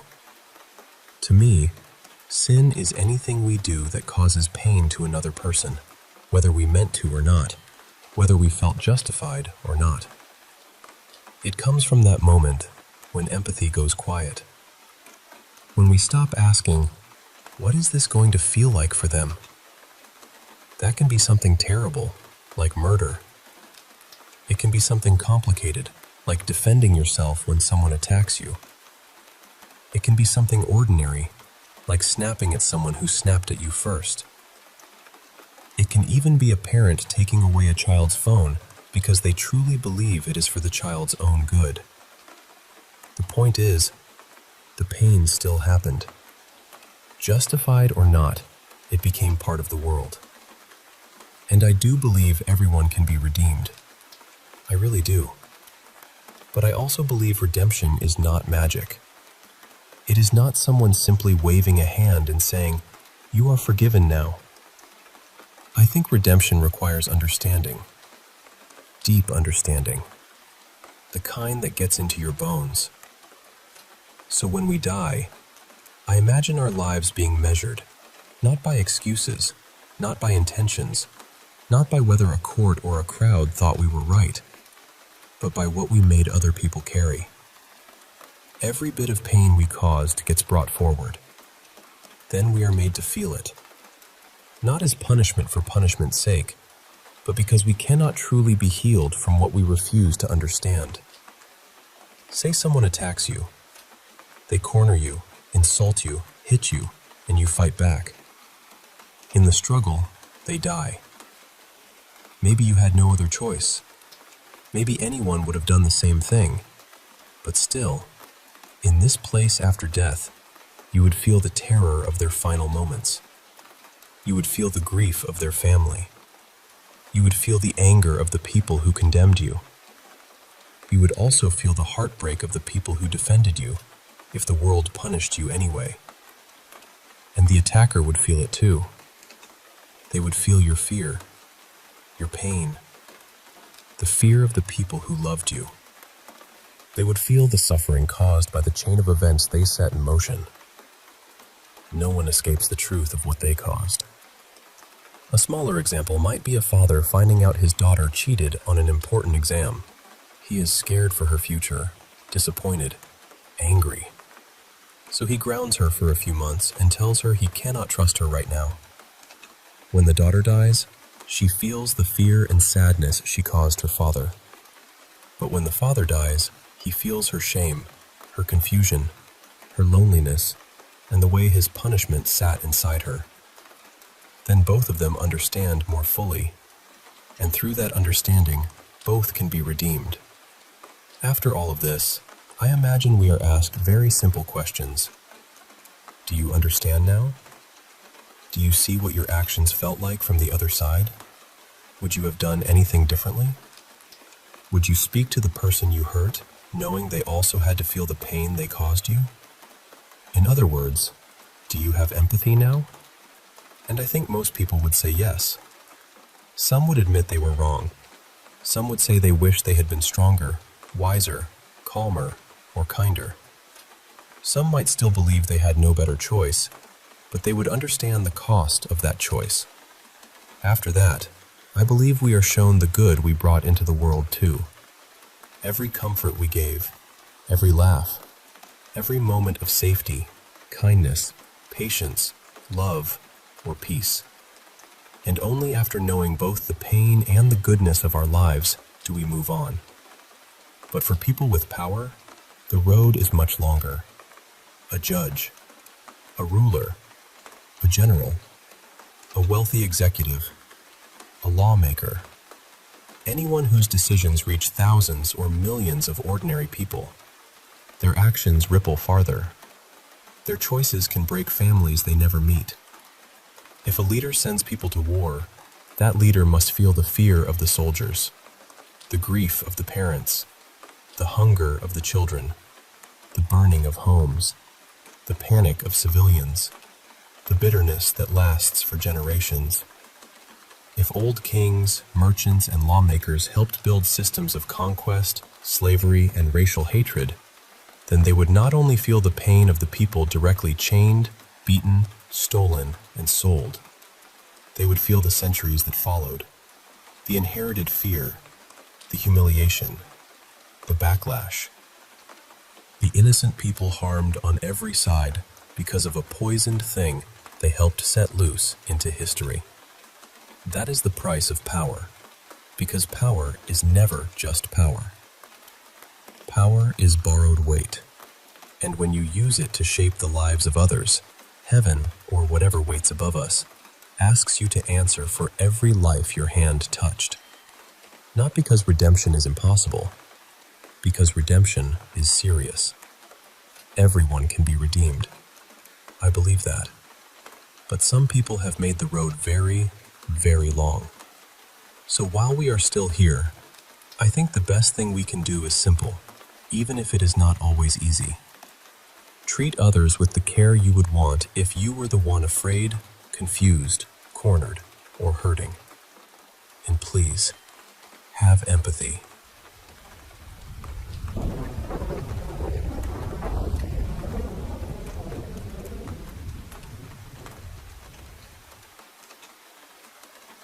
Honestly, I wish I were making this up. Back in the fall of 2021, I was supposed to move away for grad school. I had everything mentally packed and ready to go, but then I found out my classes were going to be online because of COVID. So, at the last minute, I decided to stay in my hometown for one more semester. That meant I suddenly needed a place to live, and I was scrambling. Through a friend, I found a sublet in this old 2-bedroom unit inside a larger house that had been split into apartments. My roommate was the landlord's younger son, who was in undergrad, and his older brother lived in the upstairs unit. The house itself was gorgeous. It was one of those older homes in the historic part of downtown, with tall ceilings, big windows, and so much character. My bedroom was huge, almost too huge. Since I knew I wasn't staying long, I only brought the basics: a bed, a desk, and a dresser. So the room always felt a little too open, a little hollow. Looking back, I do remember feeling like I was being watched sometimes. Not constantly, not in a dramatic movie kind of way. Just this quiet little feeling that I wasn't totally alone.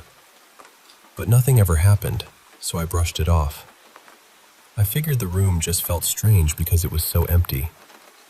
About a month after moving in, I bought this old standing mirror from Facebook Marketplace for maybe $20. It looked charming in the photos, but once I got it home, I realized it was kind of flimsy and smaller than I expected.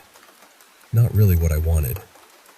A little later, I found a simple mirror from IKEA that could hang on the back of a closet door, so I used that instead. The vintage mirror ended up tucked into the back of one closet, behind all my hanging clothes. The clothes were long enough that they completely covered it. Then I hung the IKEA mirror on the back of the opposite closet door. That closet was basically empty, except for an old travel bag. So, yes, the two mirrors were technically facing each other from opposite sides of the room. I know.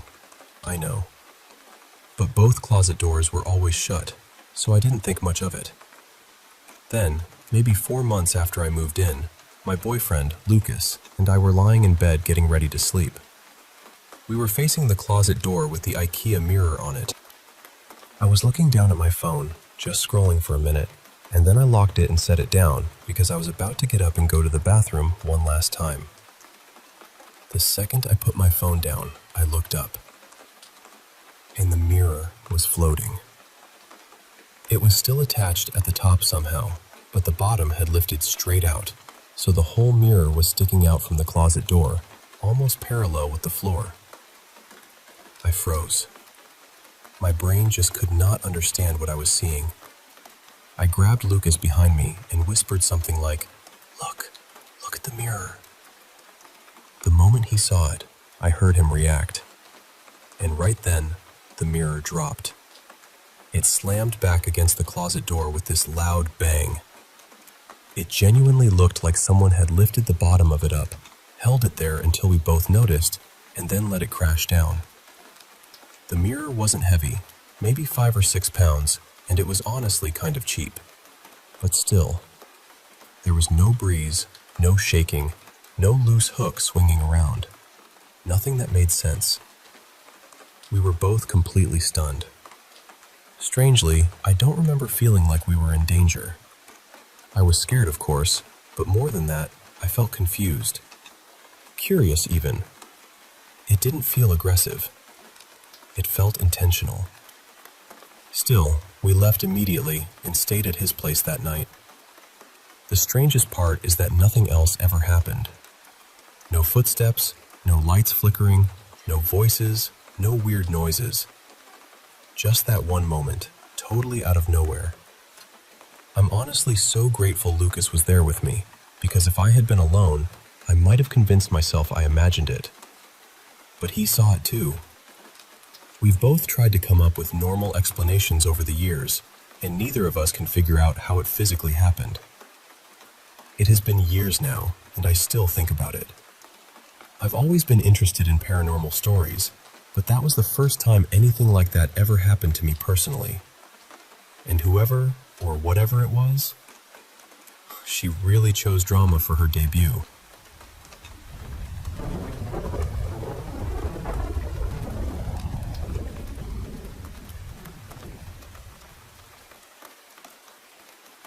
Ever since I was little, whenever someone close to me passed away, I'd sometimes see them in my dreams. At first, I never really thought too deeply about it. I figured maybe that was just how my mind handled grief. But there are a few dreams I've had that still stay with me, the kind that make me wonder if it was only my imagination, or if maybe someone was trying to reach me in the only way they could. In 2021, several older relatives in my family caught COVID around the same time. It hit them hard, very quickly. They ended up in the hospital, on ventilators, placed in medically induced comas. And that was when the dreams started. They all began the same way. I'd be standing in my room, and the sunlight would be coming through the windows at this perfect angle. The whole apartment looked warm and golden, almost unreal, but peaceful. Then I'd hear a knock at the front door. When I opened it, my great-aunt Marta was standing there. We talked like we always had. I asked her how she was feeling, and she looked at me gently and said she didn't have much time left. She told me she had come to say goodbye. I asked her about my cousin Leona, who was in the hospital too, and she told me quietly that Leona wasn't going to make it either. Not long after that, they both passed away.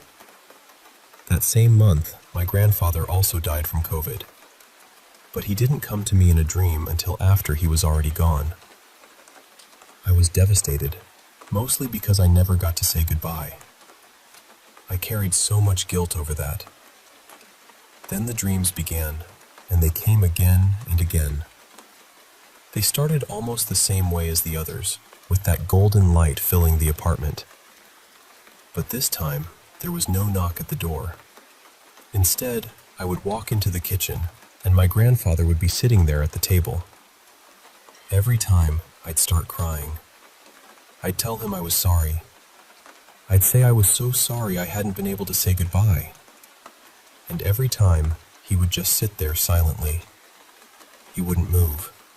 He wouldn't speak. He'd only look at me. Then, in the last dream I ever had about him, everything started the same. I walked into the kitchen, saw him sitting there, and completely broke down. I cried so hard that I put my head in his lap. That was when he finally moved. He placed his hand gently on my head and told me he wasn't angry with me. He said he forgave me. After that, I never dreamed about him again. My dreams are always vivid. I can move around in them. I can speak. I can think clearly while they're happening. My grandmother believes our loved ones can communicate with us through dreams, especially when they have something important to say. I honestly don't know what I believe. Part of me thinks grief can create powerful things in the mind, but another part of me still wonders. because those dreams didn't feel random. They felt like visits, and I've never really stopped thinking about them.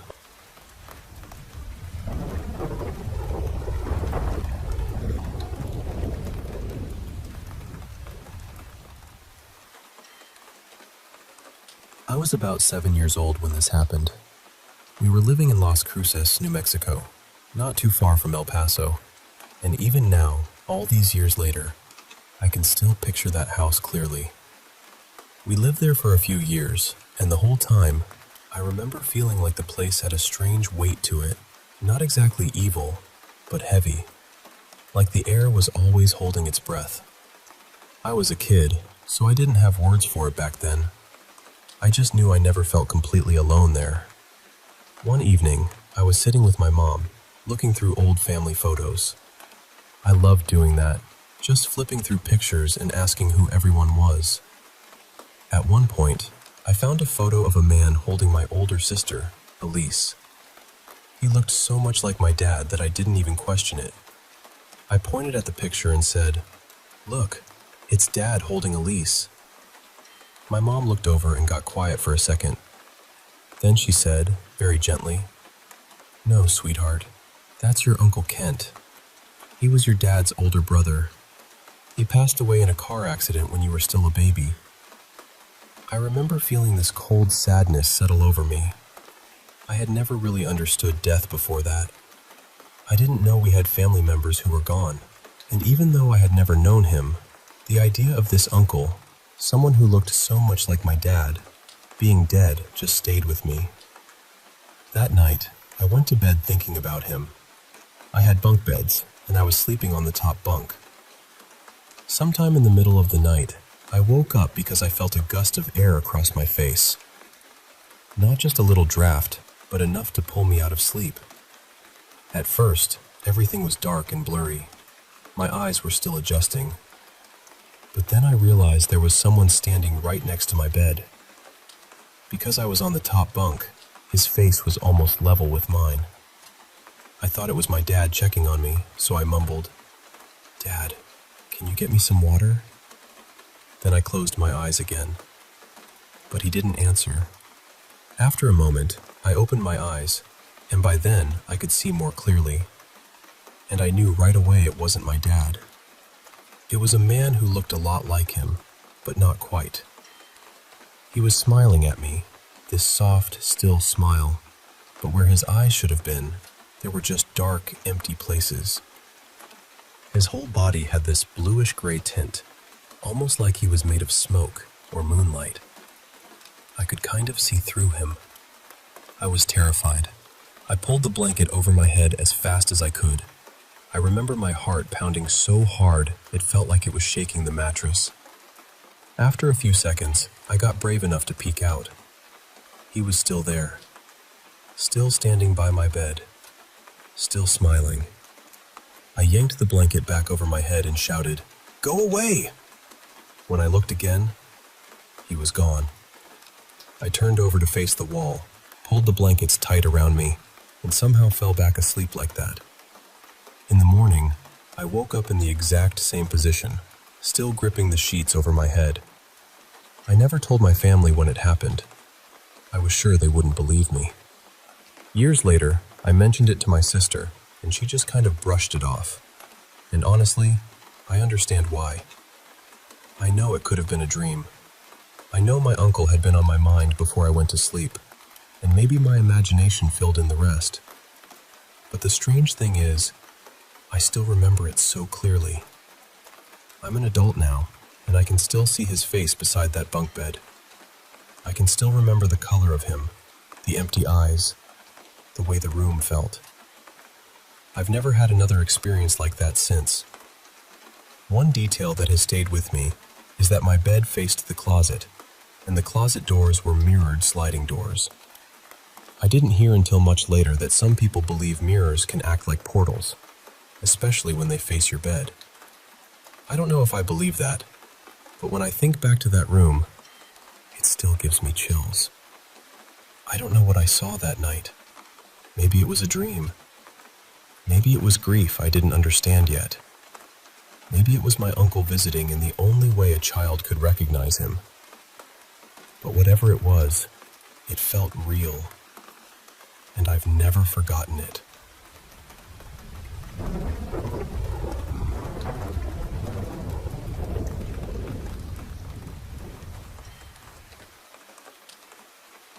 So, this happened to me on April 21st, on a bus I almost never take. That morning, I woke up with this strange little urge to change things up. I remember thinking, you know what? Today I'm going to take a different bus. Just try another route for once. And that's not really like me. I'm very much a routine person. I like knowing where I'm going, what time I'm leaving, which stop I'm standing at. Changing the smallest thing can make me nervous. But that morning, for some reason, I did it anyway. So I got on this other bus. It was around 9:15 in the morning when I noticed an older man sitting nearby. And I recognized him right away. His name was Aldo. Or at least, I thought it was Aldo. He's the grandfather of one of my brother's old friends, Alessandro. Our families have known each other for years. He knows my mom, he knew my grandmother, he knows everyone. He runs a little fruit and vegetable shop in town, the kind of place where people stop in for tomatoes and leave after 20 minutes of gossip. So I said hello, and he smiled like he knew me too. We started talking. He told me Alessandro was moving up north because he had found work there. We talked about how hard it is for young people to find decent jobs, how everything feels more complicated than it used to. We complained a little, laughed a little. Then he asked about my brother, by name. He asked how he was doing, whether he had settled into things, and then he asked about my mother too. And because I believed I was speaking to Aldo, I answered naturally. Nothing about it felt strange in the moment. He was dressed neatly, almost like he had made an effort that day. He told me he'd been to the hospital to pick up some paperwork, and that he had left his car somewhere because traffic had been awful. Then his phone rang. And this part matters. He had a smartphone. I remember watching him struggle a bit to answer it, tapping the screen with his finger, missing the button the first time. You know how some older people are with touchscreens? Eventually the call ended, or maybe he missed it, and then he called the person back. A few minutes later, he started getting ready to get off the bus. He told me the driver already knew where to stop for him. Then, before stepping down, he shook the driver's hand and said goodbye to me. That was it.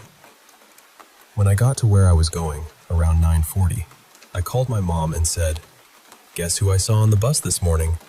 Aldo." I told her everything. The hospital, Alessandro moving north, the whole conversation. It felt like a normal little family update. But that night, when I got home, my mom and brother were waiting for me with these looks on their faces. My mom said, "What exactly happened this morning?" I asked what she meant. She told me she had called Aldo's daughter, because they're friends, and mentioned Alessandro moving away. But Alessandro wasn't moving anywhere. He had no job up north, no plans to leave, nothing. And then she told me something even stranger. Aldo had been at home the entire morning until at least 10 a.m. He hadn't gone to the hospital. He doesn't take buses. He wouldn't even know which one to get on. I honestly thought they were joking. I said, "What are you talking about? I saw him. I spoke to him." My mom showed me a picture of Aldo, and I said, "Yes, that's him. That is exactly who I talked to." Later that night, Aldo's wife even got on the phone with me and gently told me he had been home with her the whole morning. Then came the part that made my stomach turn. Aldo doesn't own a car. So I said, "Okay, then check his phone." He got a call while we were on the bus. I saw it. And that's when they told me Aldo doesn't own a smartphone. He has an old flip phone because he never learned how to use the modern ones. So now I'm left with this. Who did I talk to? How did he know my brother's name? Why did he ask about my mom like he knew her? Because Aldo is a kind man, a lovely man. It would make perfect sense for him to ask about my family if I met him at his shop or on the street. But the man on that bus was not Aldo.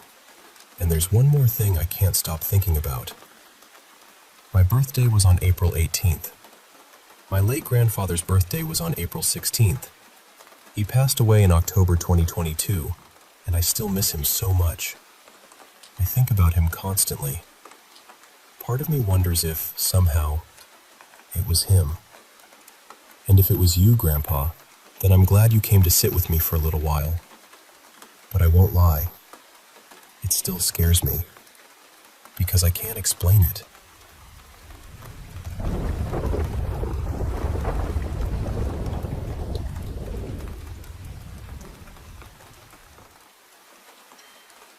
Recently, I guided a friend of a friend, Anna, into a deep trance for a shamanic journey session. She's an energy healer based in the UK, and a lot of her work is connected to earth grids and ley lines. It's the kind of work most people never see. Quiet, subtle, mostly invisible. But energetically, it can ask a lot from a person. And for the past couple of years, Anna had been feeling exhausted in a way she couldn't quite explain. Not just tired. It felt deeper than that, almost like something was constantly drawing from her system, no matter how much she slept or rested or tried to recover. As we moved deeper into the session, she began to notice a heaviness along the right side of her face. So I asked her to bring her awareness closer to it, and when she did, she started seeing flashes of green. Then she saw an eye, a reptilian eye.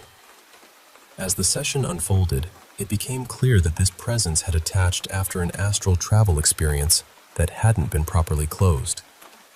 And then she remembered the morning it happened. She remembered seeing that same flash of an eye.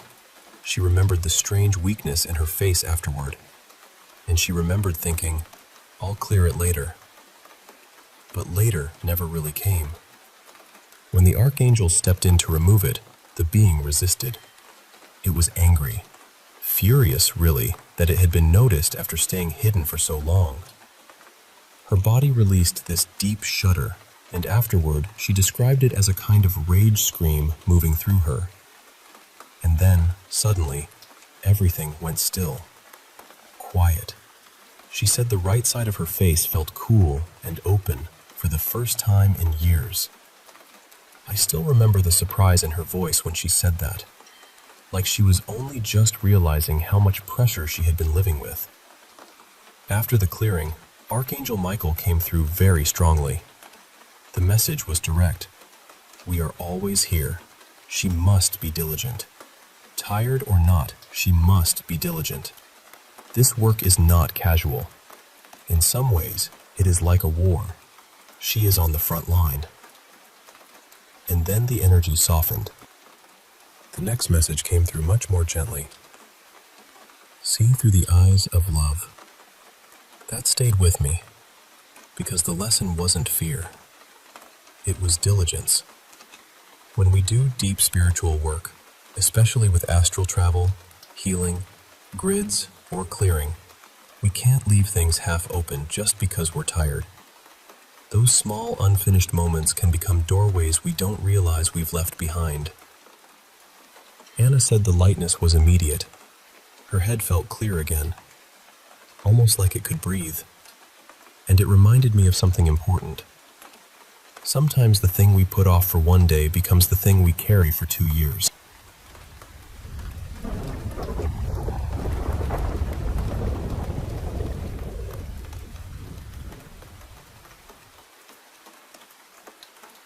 So my best friend Mira and I have always been really in sync.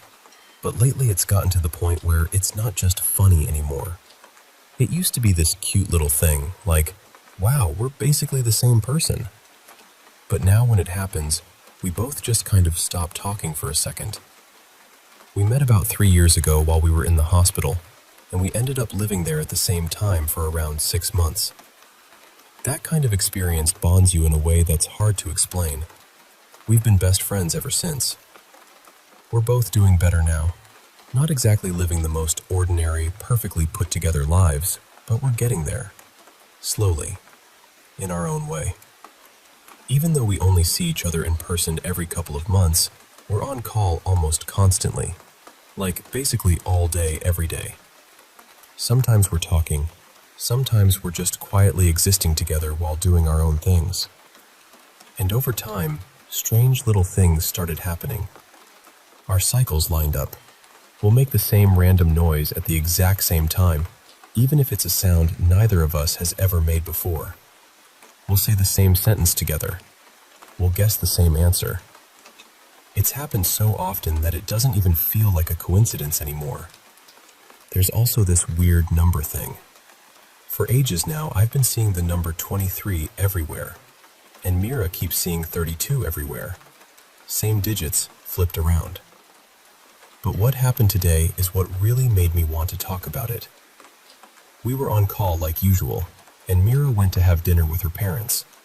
She muted herself, and I didn't have her camera open, so I had absolutely no way of knowing when she came back. While she was gone, I was working on a few things. Then I got bored and randomly opened Reddit, which I barely ever use. I honestly forget it exists most of the year. I didn't even have anything specific in mind. I just clicked around for a bit and started typing something completely random. I typed, "Knock knock," and I promise you, the exact second I typed the question mark, I heard Mira's voice come back through the call, and she said, "Knock knock." I just froze, because we never say that, ever. It's not some inside joke. We hadn't watched anything, read anything, or talked about anything related to knock-knock jokes. There was no setup for it, no reason. I know people might say it was subconscious, and I get that explanation for some things, but this didn't feel like that. We don't really go out much right now, and we're not constantly around the same outside influences, so it's not like we both picked it up from somewhere during the day. Things like this keep happening, and honestly, it's starting to feel a little eerie. Maybe this matters, maybe it doesn't, but my grandmother had a shamanic background, and Mira's mom is into witchcraft. I don't know what to make of that, but with everything else, it's hard not to wonder. So I guess I'm asking, what could this be? Because at this point, it feels way beyond normal coincidence.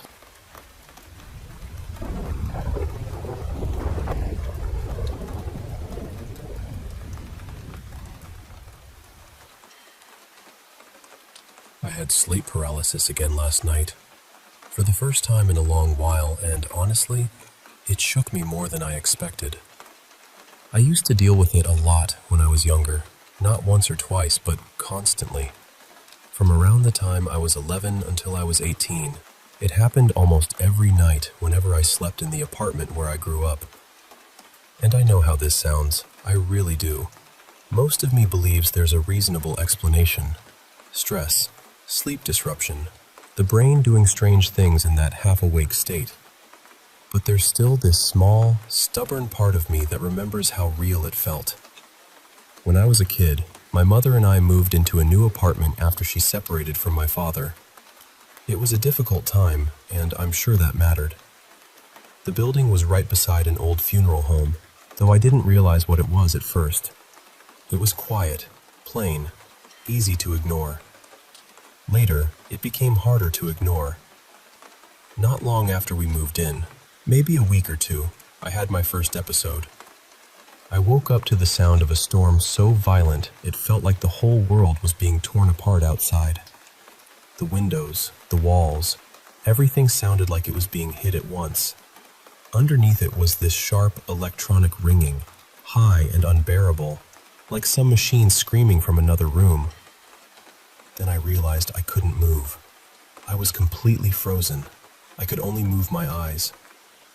My bedroom door was cracked open, and I remember staring into that dark gap, absolutely certain something was coming down the hallway toward me.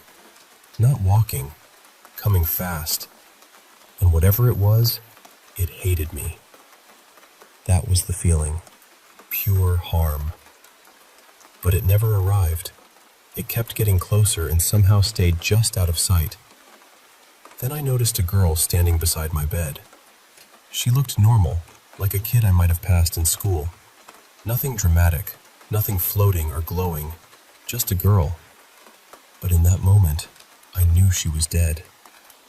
I don't mean I believe that now with total certainty. I mean that while it was happening, I knew it the way you know your own name. She looked terrified.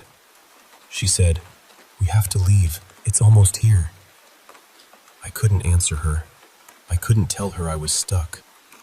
She started getting more frantic, and that made me even more afraid, because it felt like she didn't understand why I wasn't moving.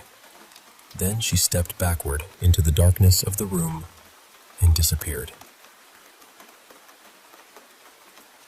Eventually, I managed to move the tips of my fingers.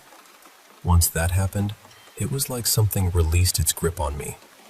My body came back slowly, heavy and strange, like I was dragging myself up from deep water. The second I could move, I jumped out of bed and ran to the window. Outside, there was no storm, no wind, no rain, nothing. Just a still, quiet summer night. After that, my sleep changed completely. The episodes came again and again. Sometimes I saw people. Sometimes I only felt things hiding in the dark. But there was always that same terrible certainty that something was approaching. I started avoiding sleep. I would stay up all night, then nap after school whenever I could. But you can't live like that forever. Eventually, sleep catches you, and when it did, the paralysis was waiting. For a long time, I didn't tell anyone. I thought I might be losing my mind. It felt too strange to say out loud. Years later, when I finally learned what sleep paralysis was, I felt this huge wave of relief. There was a name for it. There was science behind it. I wasn't broken. But the part I've never been able to fully explain is that it only happened in that apartment. I slept at friends' houses all the time. I visited my father during the summers. I stayed in other places, other beds, other rooms. Nothing happened there. Only that apartment. And when I moved out at 18, it almost completely stopped. The sensible answer is that I was under constant stress in that place, and once I left, my body finally calmed down. That makes the most sense. I believe that, mostly. But since then, I've had a few isolated episodes, and they've all been connected to certain places. Places that gave me this weird physical unease before I even fell asleep. It's hard to describe without sounding dramatic, but it feels like a small hook caught somewhere in my chest. In my early 20s, I lived in another apartment for a short time. I had one intense episode there. I saw an older woman standing near the foot of the bed. She was speaking quickly in a language I didn't understand, but I had the strong impression it was Polish. She didn't feel dangerous. Urgent, yes. Upset, maybe. But not cruel. Later, I found out that neighborhood had once been home to a large Polish immigrant community. Could be coincidence. Probably is. Then last night happened. I was staying at a friend's place in an old pre-war building, and before I went to sleep, I felt that same pressure in my chest. That same quiet warning feeling with no clear reason behind it. I woke up to heavy footsteps in the hallway outside the guest room. Slow pacing. Boots on old floors. And then the ringing started again. It got louder whenever the footsteps came closer to the door, then faded when they moved away. Every so often, the footsteps stopped right outside the room, and the ringing became so loud it felt like it was inside my skull. I don't truly think this is supernatural. Not completely. Sleep paralysis is understood well enough, and the mind is very good at turning fear into shapes and sounds. But I'd be lying if I said I had no doubts. Because when it happens, it doesn't feel like a dream. It feels present, physical, immediate. And now I'm back home, wide awake, still hearing that pacing in my memory. I don't know what to make of it. I just needed to say it somewhere, because I don't think I could ever tell this story out loud to someone I know.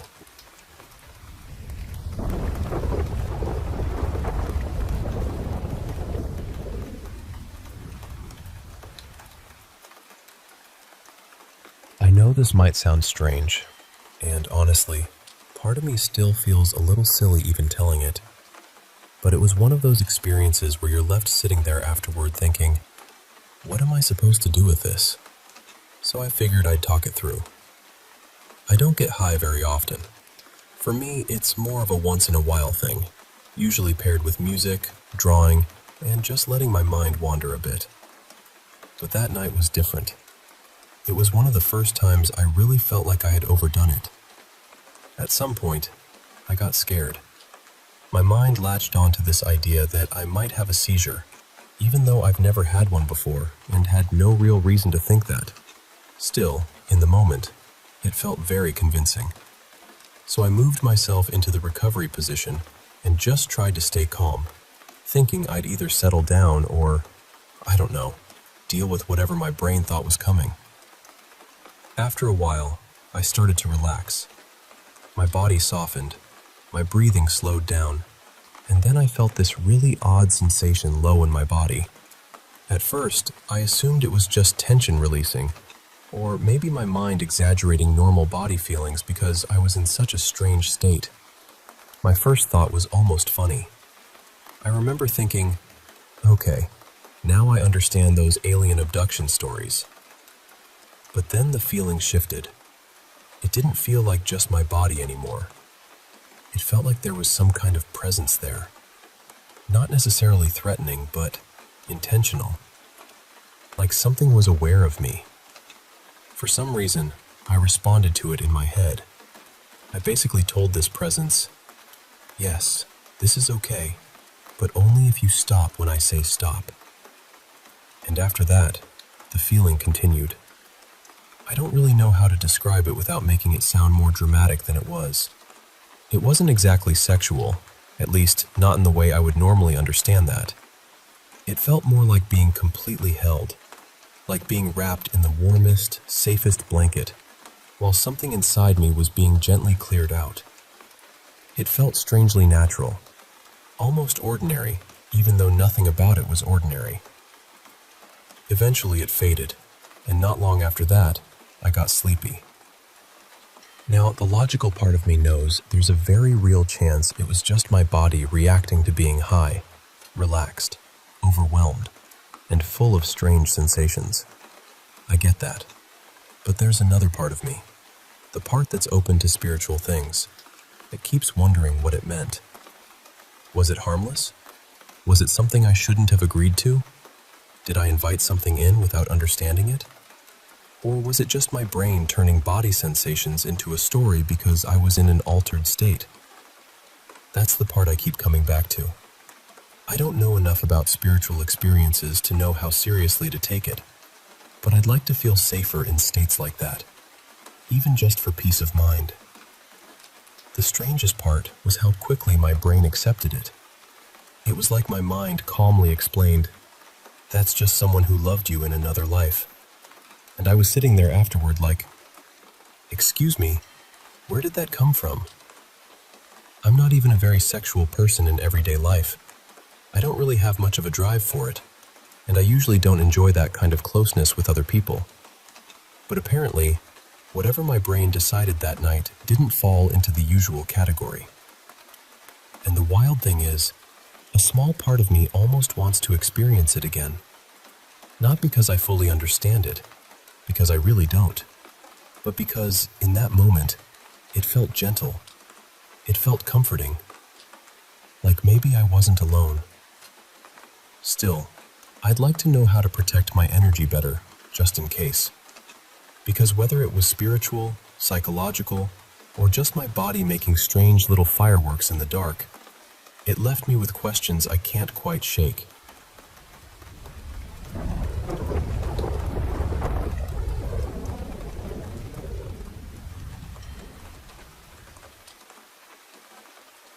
Have I've always been a little sensitive to paranormal stuff. I don't really know how else to explain it.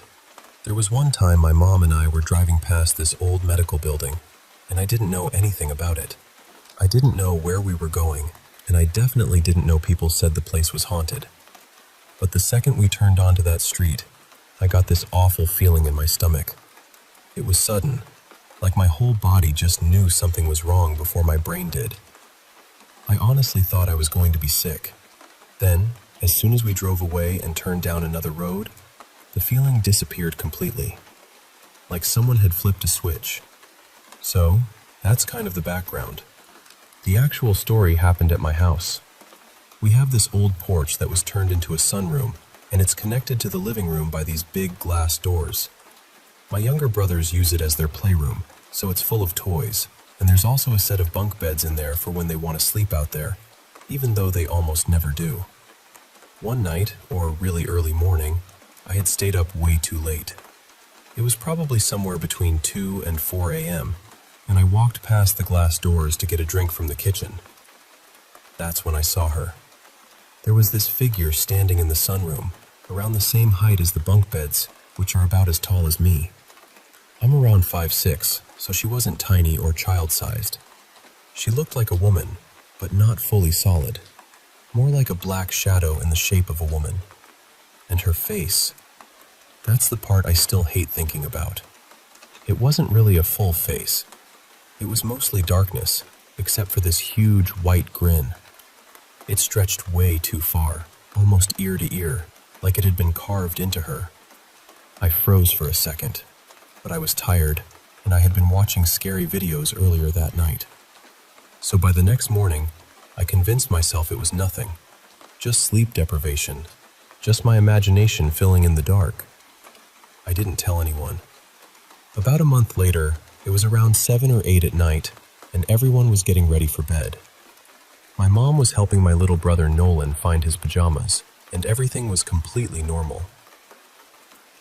Then, my youngest brother started screaming. Not just crying, screaming like something had terrified him down to his bones. We all ran over, asking him what happened, trying to calm him down. And he said that right in front of my bedroom door, he had seen a woman. A woman about my height, with a big white grin stretched across her face. I remember holding him and trying to comfort him, but inside I went cold, because the whole time, all I could think was, that's the same lady I saw. The lady I had never told anyone about. My mom burned sage through the house after that, and we never saw her again.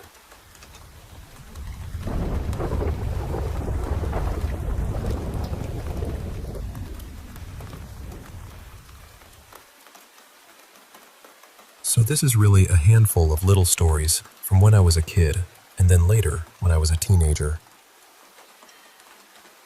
They all happened in the same house. My dad had lived in that house since he was young, and he never really left.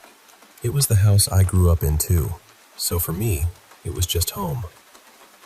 But there was always this strange feeling there, especially in certain rooms. Not evil or anything dramatic like that. Just present, like the house remembered more than it should. My dad and my grandmother had a cat years before, and that cat had passed away in the house. And after that, the feeling was that maybe the cat's spirit had stayed behind. My mom and I both seemed to pick up on it. My parents slept in separate rooms, and my mom's room was right beside mine, so we were always pretty close at night. I used to tell her about these things that would happen when I was half asleep. I'd wake up in the middle of the night and feel what was absolutely, unmistakably, a cat jumping onto my bed. And we had living cats at the time, so at first I'd think, okay, one of them got in here. I'd reach over, pat the blanket, and whisper something like, "Come here, baby." But then I'd open my eyes properly, and there would be nothing there. No cat, no movement, no sound. And the thing is, my bedroom door would be closed. I always checked before going to sleep because I didn't like accidentally locking any of the cats in with me overnight. so I knew there shouldn't have been a cat in the room. But I felt it. The little weight landing on the mattress, the tiny steps across the blanket, that soft, careful pressure only a cat has. When I told my mom, she said she had felt the exact same thing in her room too. Not just once either. And that made it feel even stranger, because it wasn't only me half dreaming in the dark. When I was around 9 or 10, I had a couple of friends over, and I told them about the cat that had died in the house. Of course, because we were kids and had no sense of normal behavior, we decided to test it. We filled a cereal bowl about halfway with milk and set it on the floor in my bedroom. Then we left the room, shut the door, and waited. When we came back, the milk was gone. Now, I'll be fair, I was a kid, so maybe I'm remembering some part of it wrong. Maybe there was somehow a living cat in there, even though I was pretty sure there wasn't. Maybe there's a practical explanation hiding somewhere in the walls of that memory. But even as an adult, I still don't really know what happened. And if someone had snuck in and messed with us, I feel like I would have found out by now. Kids are terrible at keeping secrets. That kind of thing would have come out eventually. Then there was my own cat, the one my parents adopted for me when I was about 12. Her name was Luna, and I loved her so much. She had this habit that always unsettled me. She would sit in my room and stare at the same exact corner, where the wall met the ceiling. Not casually either. She would stare like she was locked onto something. Her eyes would get huge, her body would go stiff, and she wouldn't look away. I took pictures and videos of her doing it because it happened so often, and it was always the same spot. And I kept wondering, is she seeing something I can't? Later, I watched a video where someone who studied paranormal stuff said that spirits are sometimes believed to gather higher up on walls or near ceilings because of energy shifts in a room. And I remember sitting there thinking about Luna staring at that corner, and about the feeling of paws on my bed, and about that bowl of milk disappearing.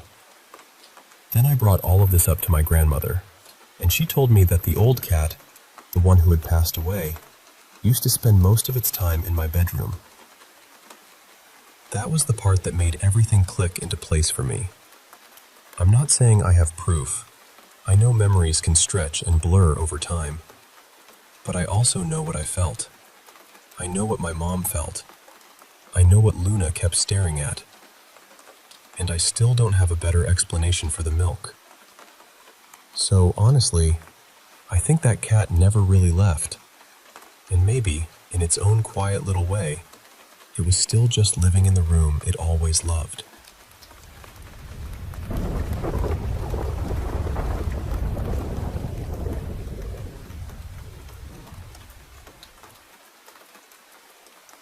I should probably start by saying that I'm a pretty scientific person. I don't usually jump to supernatural explanations, and I'm not someone who sees every weird noise as a ghost tapping politely on the wall. But there are some things I've experienced that I still don't really know how to explain. When I was little, we lived in this old house that my family always talked about like it had a second heartbeat. My parents and my older siblings were convinced something was off about it. I didn't fully understand why at the time, but I had awful night terrors there. Apparently, I would wake up screaming. Sometimes my parents would open their eyes and find me just standing beside their bed, staring at them in the dark. I don't really remember doing that, but everyone else remembers it a little too clearly. My older brother once cried to my parents because he could hear me whispering to my stuffed animals at night from his room. Honestly, that sounds like something I might have done, even if I don't remember it. I didn't have dolls or anything like that, just plushies, and I guess they were my tiny audience in the dark. My bedroom had the door to the attic stairs in it, which never helped. The attic was sometimes used as a bedroom for my siblings when they stayed over, but even when no one was up there, I would swear I heard movement above me.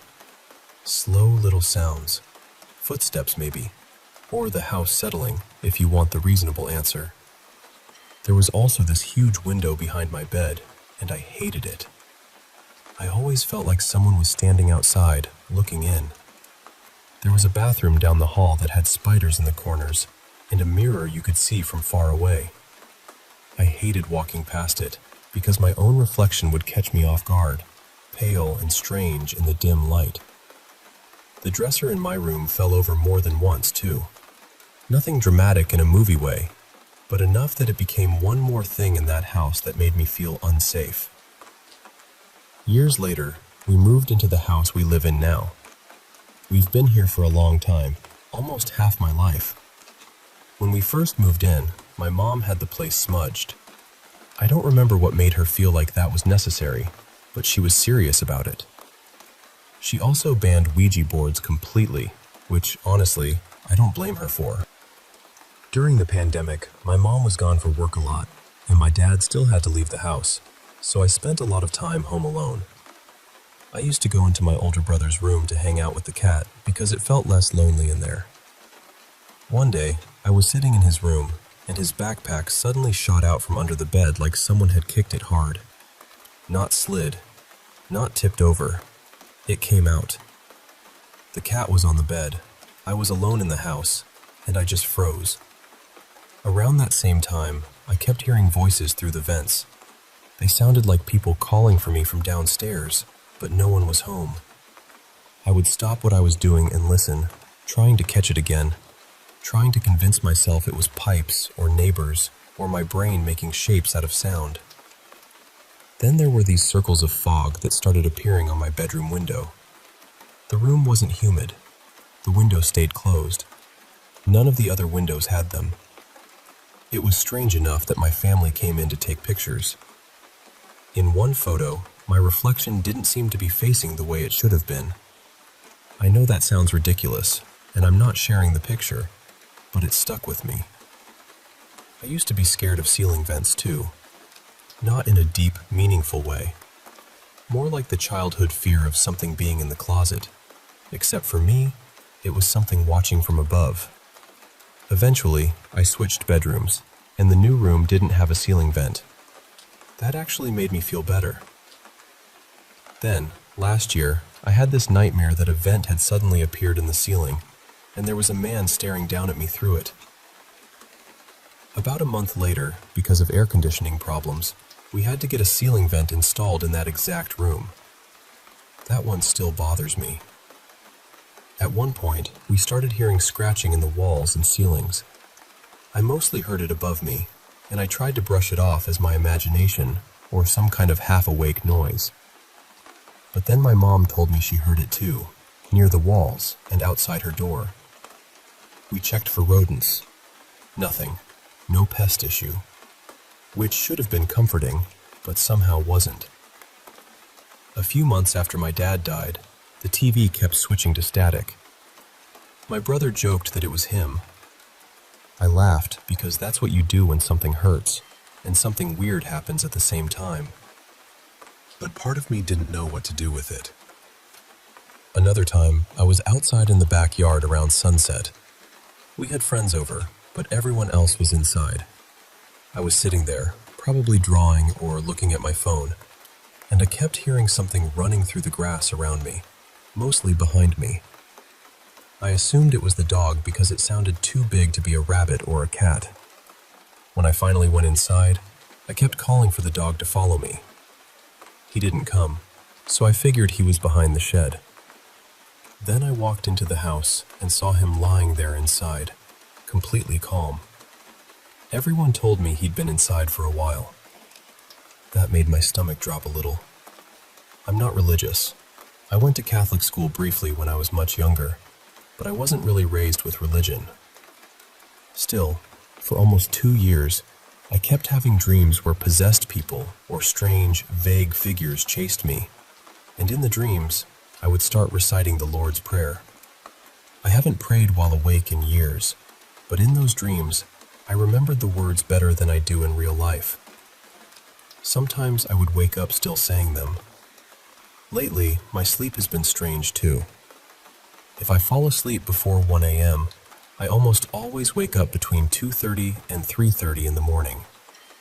Even if I go to bed late, I still wake up around then, though it's easier to fall back asleep. Sleeping medication doesn't really stop it anymore.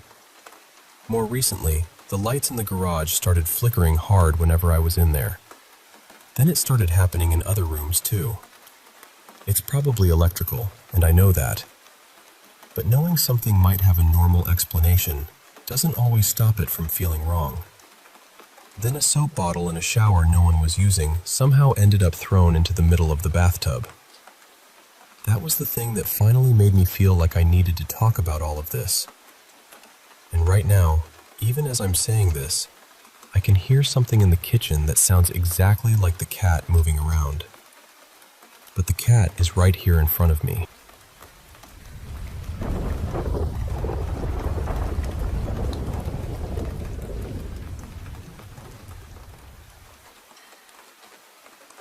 When I was little, my family lived in a flat above our business.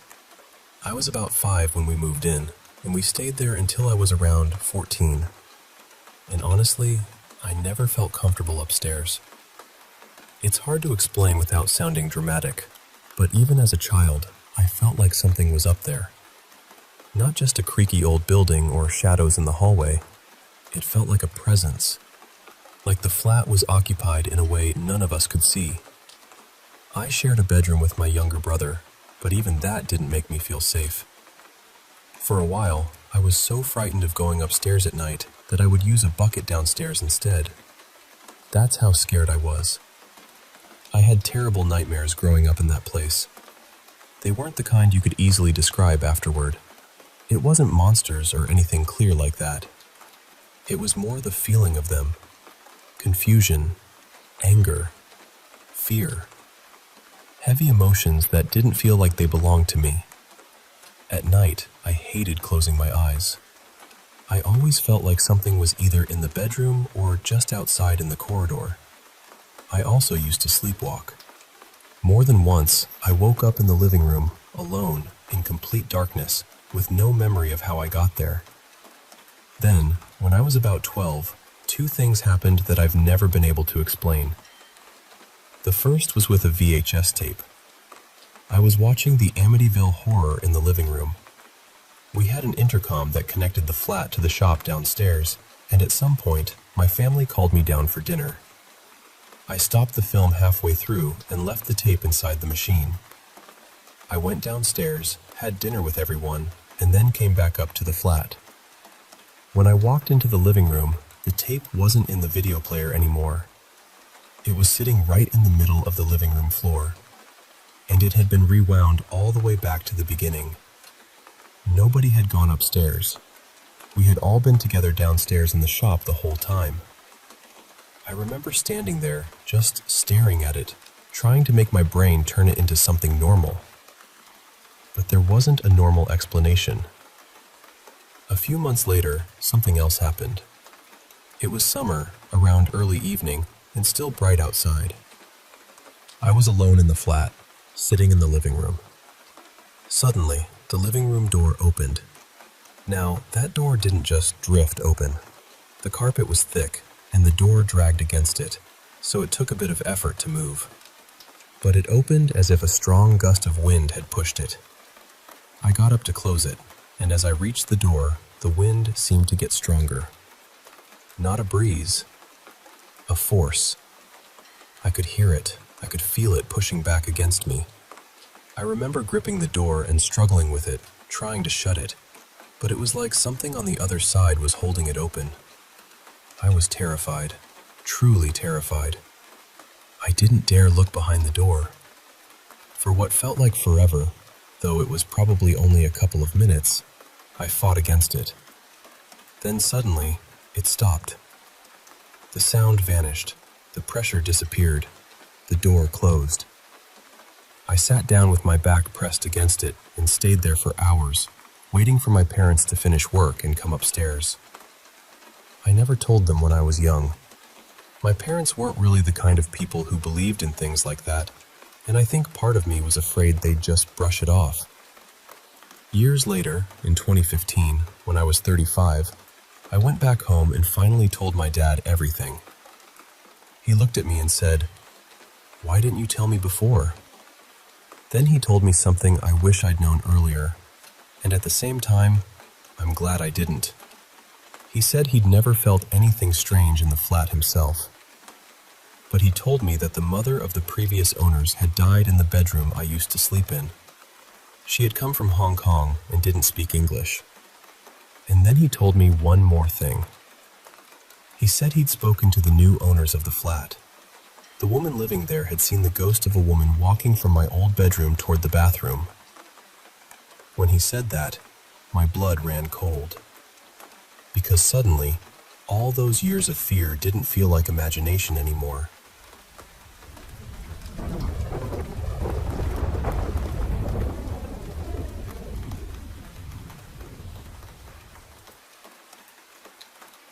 I still think about this sometimes, even though it happened years ago. It was in my grandparents' old, narrow house, the kind where one hallway ran almost straight from the front door to the very back. My bedroom was near the front, and the bathroom was all the way at the rear, so if you had to get up in the middle of the night, you had to make that long walk through the dark. And that night, it was late. Somewhere around midnight, maybe a little after. The whole house was quiet in that deep, old house way. No television, no talking, no floorboards creaking from anyone moving around. Just darkness and silence. I remember stepping out of my room and keeping one hand on the wall so I could guide myself down the hall. I could barely see anything. That house always seemed to swallow up light at night, especially in that hallway. It felt longer in the dark, like the back of the house had drifted farther away. When I got near the kitchen, I remembered the kitchen door sometimes swung partly into the hallway. I reached out, found it, and pushed it open the rest of the way so I wouldn't bump into it. And when I looked up, there was a young man standing right there beside the door. Not a shadow, not a shape I had to squint at. He was clear, fully visible. He looked maybe 16 or 17, or possibly in his early 20s. He had on old-fashioned overalls, with the legs cuffed up below his knees. He wasn't wearing a shirt underneath them. That detail has never left me because it was so specific. It didn't feel like something my mind would just invent out of darkness. The strangest part was that he seemed to give off his own light. The hallway was dark. The kitchen was dark. Everything around him was dark. But I could still see him plainly. Not glowing like a lamp exactly, but softly lit somehow, like the darkness didn't touch him. And his face is what scared me the most. He looked startled. Not angry, not threatening, just shocked, like he was every bit as surprised to see me as I was to see him. Honestly, it felt like he was shocked that I could see him at all. For a few seconds, I just stood there, frozen. My brain was trying to make a normal explanation fit, but it couldn't. There was no reason for anyone to be standing near the kitchen in the dark, dressed like that, glowing faintly in the hallway. He looked real enough to be a living person, but everything about the moment felt wrong. I didn't say anything. I didn't step closer. I just turned around, put my hand back on the wall, and hurried straight back to my bedroom. I stayed there until daylight because there was absolutely no way I was walking through that hallway again before the sun came up. Years later, I finally told my grandmother about it. I described exactly what I had seen. The young man, the overalls, the legs rolled up, no shirt underneath, where he had been standing, and the stunned look on his face. She got very quiet, and then she told me it was probably my grandfather's younger brother, Ellis, who had died young. Then she said something that made my stomach drop a little. She told me she had seen him in that house more than once. After that, she went and found an old photograph of him. And when I saw it, I knew. It looked just like the young man I had seen in the hallway. That part shook me almost as much as the sighting itself. I hadn't been thinking about him that night. I didn't know what he looked like when he was young. I wasn't trying to have some kind of supernatural experience. I was just half awake, walking through a dark house, trying to get to the bathroom. I know people say old houses can trick you. I understand that. Shadows shift, your eyes adjust. Your imagination fills empty spaces with things that aren't there. But this didn't feel like that. I saw him clearly enough to remember his clothing and the expression on his face. And even though it scared me badly enough to send me back to bed until morning, it didn't feel evil or dangerous. It felt more like I had accidentally crossed into a moment I wasn't meant to witness.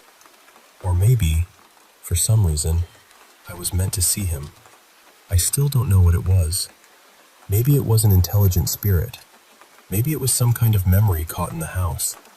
Maybe it was a family connection I'll never fully understand. But because of the way he reacted to me, because of that startled look we both shared, I've always felt like he knew I was there. And I've never forgotten him.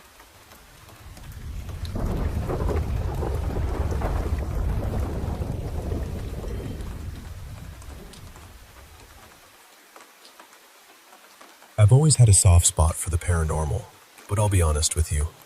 I think part of me always expected my first real experience to be something dramatic. You know, something big. A full-bodied figure standing at the end of a hallway. Some black-eyed animal watching me from the tree line.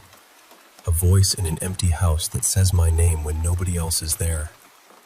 Something you could point to and say, yes, that was it. That was impossible. But the strange little things I've run into over the years have never really been like that. They've been smaller, quieter, almost annoyingly ordinary. So today, I want to tell you about one of those moments. Not a ghost, not a monster. Just a tiny plastic cap from a bottle of grout sealant that disappeared, then came back in a way I still can't comfortably explain. It started after I'd had some plumbing work done behind my shower wall. A section had been opened up so the pipes could be reached, and after the repair work was finished, I was left with the final bit, cleaning everything up and sealing the new grout. I was home alone that afternoon, just trying to get the job done. I had this little bottle of grout sealer, nothing special, and I remember being careful with the cap. I set it off to the side with the other things I was using, because I knew I'd need to put another coat on the next day. So when I finished, I reached for the cap, and it was gone. At first, I wasn't worried. It was just a cap. It had probably rolled somewhere. I had the house to myself and nowhere urgent to be, so I started looking. I swept the bathroom floor with a broom. Nothing. Then I got down with a dustpan and hand brush and went over the floor like I was collecting evidence in a tiny, deeply unglamorous crime scene. I checked corners, edges, behind the toilet, near the vanity, under the little pile of tools. Still nothing. And because I know how these things go, I told myself, the one place I don't check is exactly where it'll be. So I checked everywhere again. Then I turned off the lights, got down low, and used a flashlight across the floor from different angles, hoping the plastic would catch the light or throw a little shadow. I looked from above. I looked from floor level. I moved slowly, almost ridiculously slowly. There was no cap. At that point, I decided the most likely explanation was also the most annoying one. It must have gone down the drain somehow. Maybe it bounced. Maybe it rolled just right. Maybe I nudged it without noticing. Whatever happened, it was gone. So I gave up. I took out the trash, put away the tools, and came back to the bathroom one last time, just to make sure I hadn't left anything behind. And there it was, right in the middle of the bathroom floor, standing upright, not tucked behind something, not half hidden by a rag, not against the wall where I could say, all right, maybe I missed it. No, it was sitting in the open, perfectly visible, in the exact area I had swept, crawled over, stood on, and lit up with a flashlight from every angle I could think of. It looked almost placed there. That's the part that still bothers me, because I know how easy it is to say, well, you just missed it. And honestly, most of the time, that's probably the answer. People overlook things, Our brains skip details. Tiny objects vanish into ordinary blind spots all the time. But I can't make that explanation sit right with me. I was careful. I searched that floor. I checked that exact spot more than once. And then, after I stopped looking, the cap was just there. So, what do you even do with something like that? It's nothing, really. A little plastic cap. Not exactly the kind of story that gets thunder cracking in the background, but it felt impossible in the moment. It still feels impossible when I think about it, and maybe that's what makes it linger. Not because it was huge or terrifying, but because it was so small and stubbornly wrong. Have any of you ever had something like that happen? Something tiny, ordinary, and completely out of place, where every sensible explanation technically works, except you know it doesn't.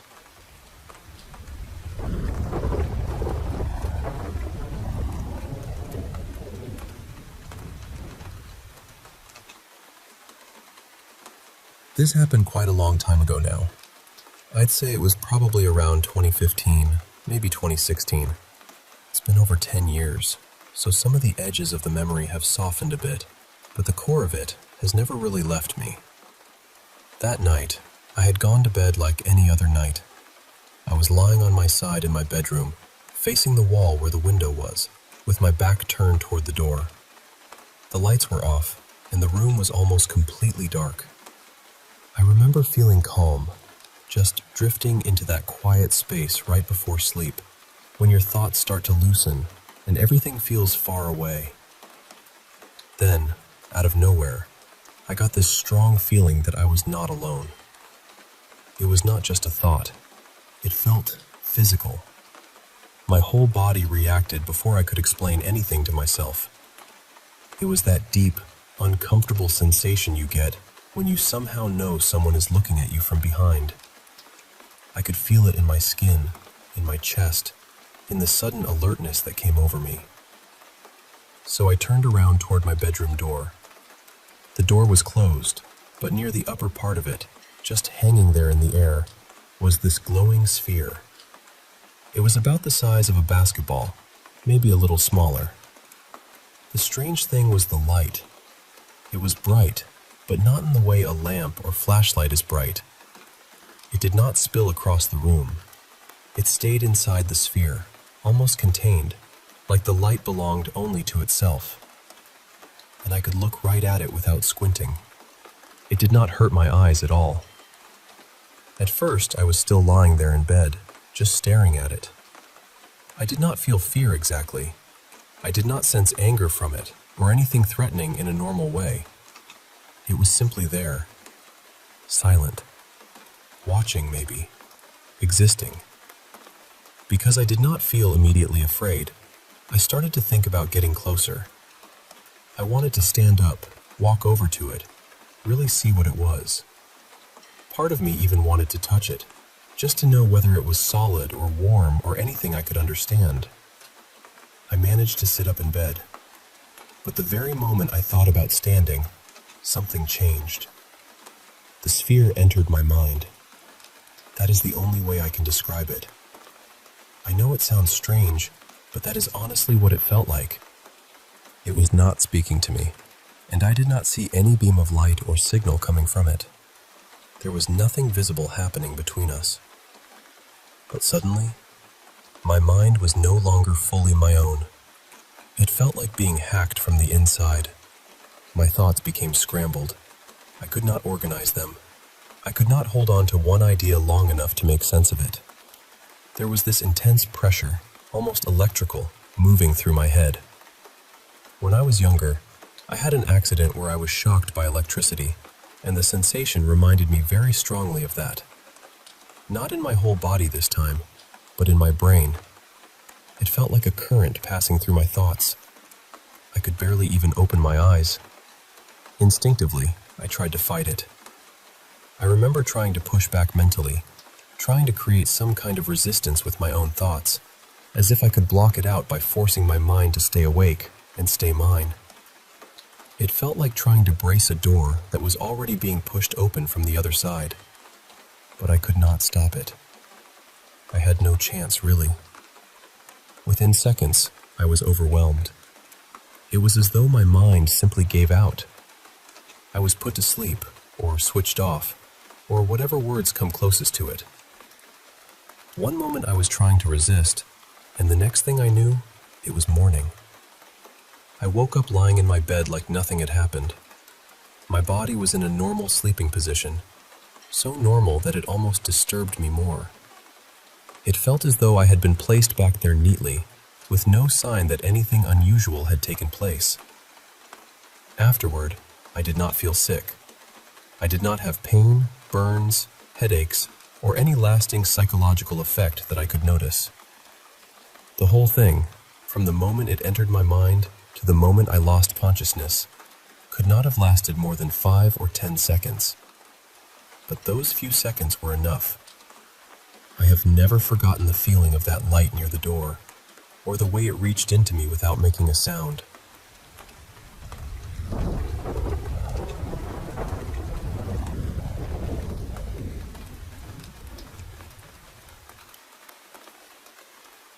I know this is going to sound strange, and honestly, I don't blame you if you don't believe it. Some days I almost don't believe it myself. The more time passes, the more it feels like something I dreamed, except I know I wasn't asleep. I know what I saw. That evening started completely normally. Nothing felt off. I had dinner later than usual, just some leftover rice and chicken my mom had made earlier. She always cooks too much, even though most nights there are only a few of us in the house. My dad was out on a late shift, and my little sister had already gone to bed because she had school the next morning. I remember being careful when I walked past her room, keeping the hallway dark so I wouldn't wake her. After dinner, I sat in my room for a while, scrolling on my phone, watching videos I barely cared about. Eventually, I got bored and decided to grab a snack. It was close to 11 by then, and the whole house had gone still in that heavy nighttime way, where even the fridge sounds too loud. That's when I heard my cat outside. He was near the back door, hissing and making this low, awful yowling sound. He only does that when something really scares him, usually another cat in the yard. So I got up and went out to see what was going on. I stepped onto the grass barefoot, and it was freezing. My cat was near the fence at the far side of the yard, tail puffed up, backing away slowly. He was staring at something. At first, I thought it was just a dark shape against the fence. Maybe a bin bag. Maybe part of a tree I'd somehow never noticed before. But it was too tall. Too still. Then it moved. Not much. Just enough that I knew it wasn't an object. It shifted its weight, almost like it had been standing there for a long time and had finally decided to adjust itself. That was when I realized it was shaped almost like a person. Almost. It was taller than the fence by a lot. Its shoulders were too wide, stretched out in a way that didn't make sense with the rest of its body. Its head looked too small. Its arms hung too low, and the fingers were long and straight, like they weren't resting naturally at all. Then its eyes opened. They were orange, bright orange. Not like animal eyes catching light, not like a reflection. They were glowing by themselves, 2 round lights looking straight at me. My cat saw them too, because he immediately bolted under the deck and vanished. I should have gone inside right then, I know that, but I just froze. My whole body felt locked in place. Then the thing closed its eyes, and when it did, it disappeared. Not stepped away, not ducked down, it was just gone. I couldn't even see an outline anymore. The space by the fence looked completely normal, like nothing had ever been there. I took a step back toward the house, trying to make sense of it. I told myself I was tired. I told myself the dark was messing with me. Then I noticed the fence looked wrong. There was a patch of darkness on it that was darker than everything else, like someone had spilled ink across the wood. And then that patch moved. It didn't walk. It slid through the shadows, along the fence, and then onto the grass. When the orange eyes opened again, they were several feet away from where I thought the thing had been. That was enough. I went back inside and closed the door as quietly as I could. I remember that clearly, how slowly I pushed it shut, like making noise would make everything worse. Then I locked it. My hands were shaking.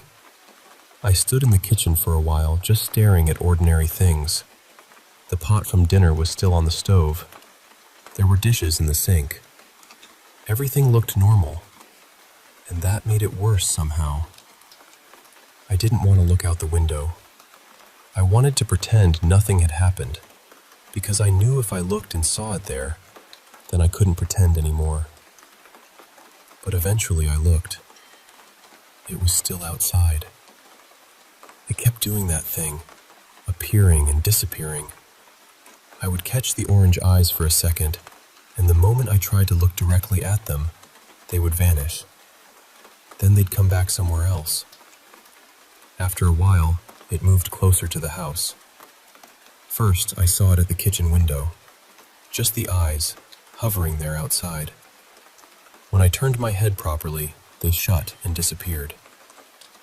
Then it was near the living room window. Then the side of the house. It never knocked. It never scratched. It never touched the glass at all. It just looked in. At one point, I checked on my sister. I opened her door just enough to see she was still asleep.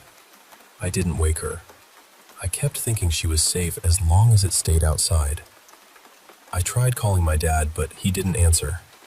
The cat was still gone somewhere under the house. I felt completely alone, even though my sister was just down the hall. The strangest part was when I saw it in the hallway mirror. It wasn't inside the house. I need you to understand that.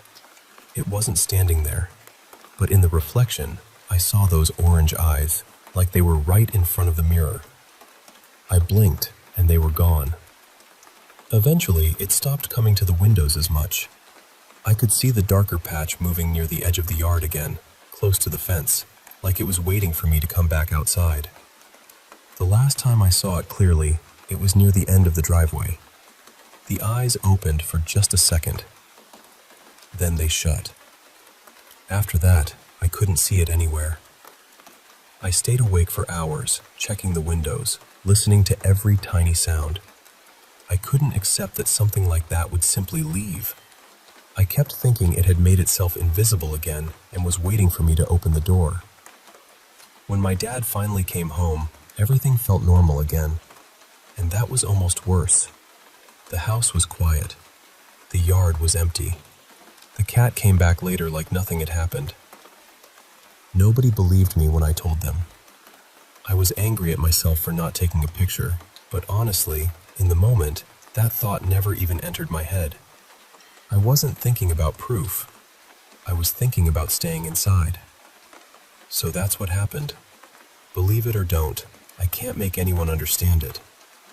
But I know what I saw.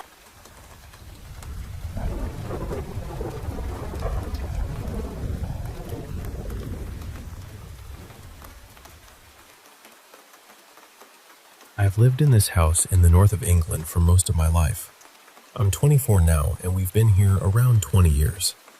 And honestly, the number of strange things that have happened in this place is hard to explain without sounding like I'm making it up. Some of the earliest stories aren't even memories of mine. They're things my mom and family told me from when I was tiny, before I was really old enough to understand anything. Apparently, I had an imaginary friend called Robbie. I don't remember him at all. I only know what I've been told. My mom said she'd sometimes wake up in the middle of the night and find me out of my cot, sitting on the upstairs landing in complete darkness, just playing and talking like someone was there with me. She'd ask, "Who are you talking to?" And I'd say, "Robbie and Daddy." The unsettling part is that my dad passed away a few months before I was born, and my mom hadn't told me that when I was little. There were other moments too. My mom said I'd wake her up at 2 in the morning and say things like, "Mom, Robbie wants a bottle, or he's going to hurt you." I know how that sounds. I really do. But that's what I was told. That was actually in the house next door to the one I live in now. We only lived there for a couple of years, but looking back, it feels like that was just the beginning. The first thing I actually remember myself was the bathroom taps.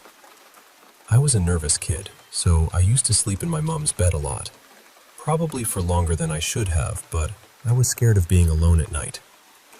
And for months, almost every night when we were trying to sleep, the bathroom taps would start turning on by themselves. Not fully at first, just a little trickle. Then, slowly, they'd open more and more. One of us would have to get out of bed and go tighten them shut. My mom even called a plumber, and when she told him the taps were turning on by themselves, he looked at her like she'd lost her mind.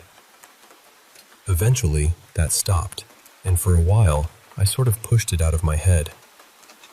Then, when I was around 13, something else happened. It was a dark winter evening, and I was getting ready to leave the house.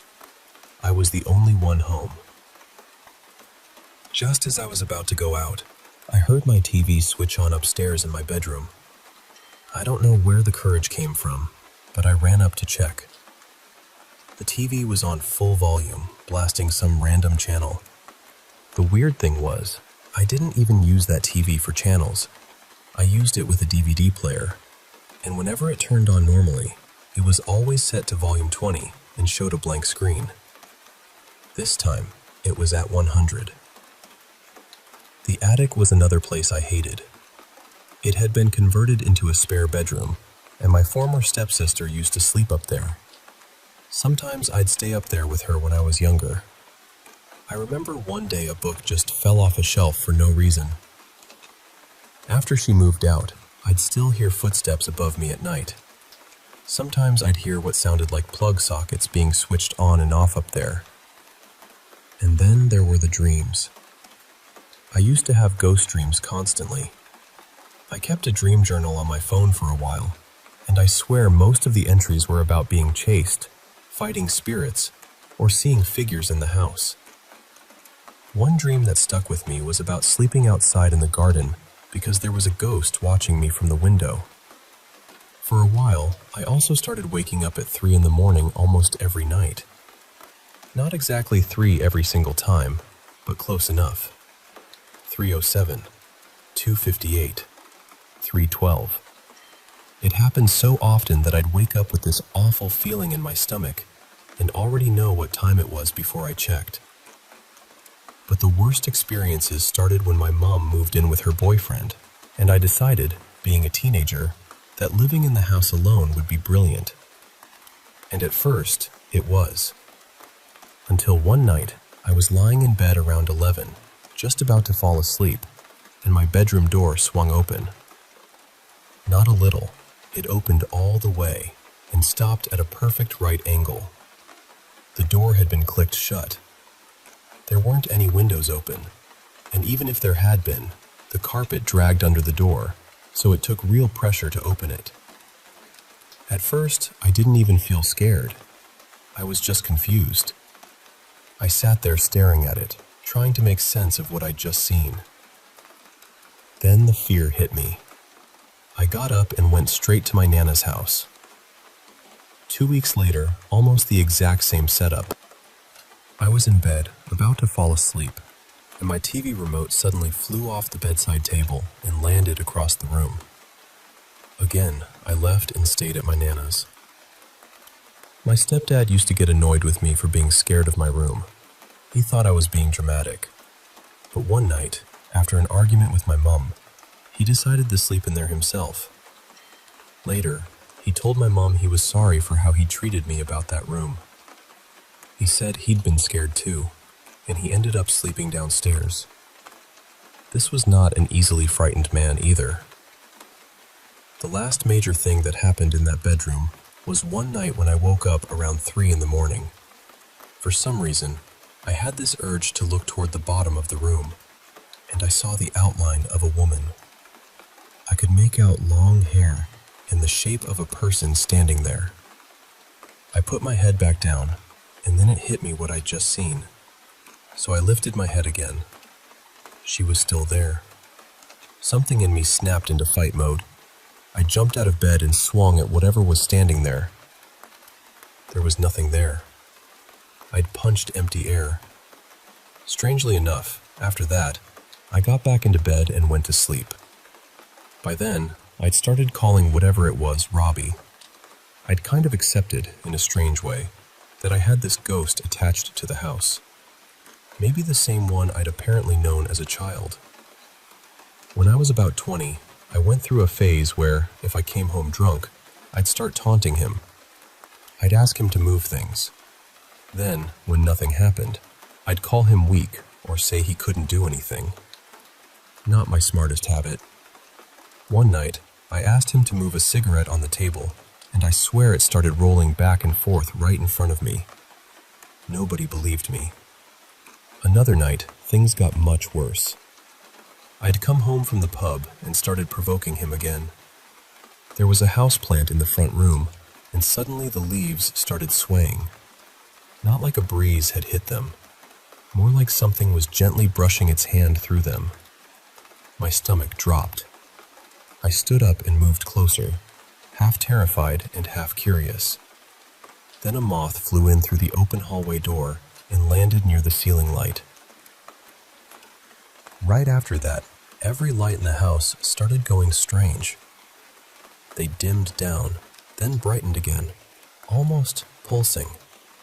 Not just one light, all of them. The bathroom light upstairs, the hallway lights, everything. I ran out of the house with nothing but my phone and keys and went straight to my stepdad's. After that, it became a pattern. If I came home drunk and provoked whatever was there, the lights would start flickering. I'd shout at it to stop. It wouldn't. And most of the time, I'd leave. But the scariest thing happened when my mom and stepdad were staying at the house. I'd been drinking again, and they were upstairs asleep.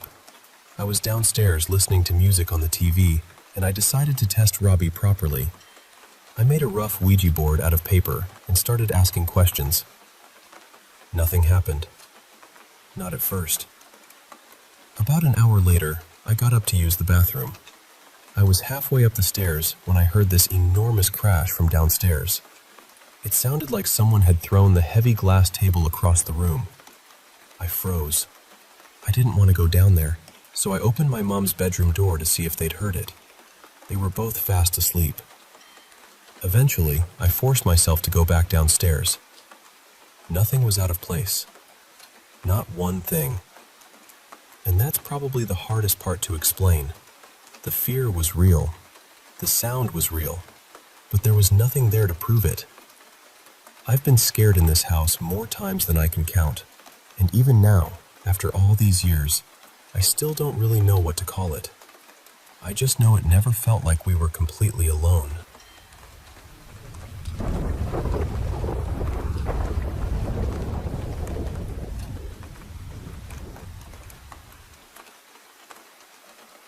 I think about this every so often, but lately it's been on my mind a lot more. For a little bit of backstory, when I was around 14, my dad started opening up about struggling with sex and porn addiction. He also admitted that he had cheated on my stepmom. My family was, and still is, very religious, so a lot of what happened after that got filtered through church. My dad started going to meetings for men dealing with the same things, and he would talk about possibly going away to some kind of faith-based rehab or retreat program, though he never actually ended up doing that. One of those meetings was a conference a few hours away, maybe in Ohio or West Virginia. I remember being there with him, sitting in this plain conference room, surrounded by grown men I didn't know. My dad was standing up front, talking openly about his addiction, and suddenly it hit me that most of the men in that room were probably there for the same reason. And I just remember thinking, I really should not be here. At that same time in my life, I was struggling badly with depression. I don't think anyone around me knew how bad it really was. Maybe they could tell I was sad or withdrawn, but mental health was not something my family really talked about.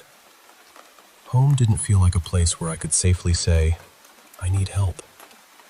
The few times I hinted that I wanted to see a doctor or get real mental health treatment, it didn't go anywhere. The only counseling I was allowed to consider was religious counseling, and at that age, I was already feeling pretty distant from religion. By then, I had come very close to ending my life 3 separate times. I had gone into those moments with the intention of doing it, but either the method didn't work the way I thought it would, or I got scared right at the last second. For a long time, I didn't call them suicide attempts. I felt embarrassed. I hadn't been hospitalized. Nobody in my house even knew what had happened. So in my mind, I told myself it didn't count. After my dad's conference, he, my stepmom, and I drove to another church out in a rural area. It was small and simple, basically one room with pews, but that day it was packed. I'm guessing a lot of people from the conference had come over for the service. I was 14, maybe 15, and honestly, I was bored. I didn't want to be there. I just wanted to sit on my phone and wait for the whole thing to end. Then, sometime in the middle of the service, I think maybe during a song, a man sitting in the row behind us tapped me on the shoulder. I turned around, and I remember he was tall, white, and completely unfamiliar to me. I had never seen him before in my life. He leaned down and quietly said, "Hey, I feel like God is telling me that you've tried to kill yourself 3 times. Would it be okay if I prayed for you?" I froze. This was a total stranger in another state. I had not told my friends. I had not told my family. I definitely had not told anyone in that room. And he didn't say, "You've been sad," or "You've been struggling." He said 3 times. I was terrified my parents might hear him. I was awkward and scared and didn't know what else to do, so I just said something like, okay. So he prayed for me. I remember standing there feeling stunned, trying to act normal, and then afterward I probably said, "Thanks," because what else do you even say to that? When the service ended, I paid attention to see if my dad or stepmom knew him. They didn't. He really was just some stranger. That was almost 10 years ago now, and I still don't know what to make of it. I've tried to come up with reasonable explanations. I've turned it over in my mind so many times, looking for some detail I missed, some way he could have known. But I don't have one. What I do know is that he was real. He really said that to me. And even now, my parents still don't know that I struggled with being suicidal back then. I don't fully understand what happened, and I'm not even sure I'm supposed to. But in a strange way, it has given me something to hold on to. A reason to keep going, even when things feel heavy again.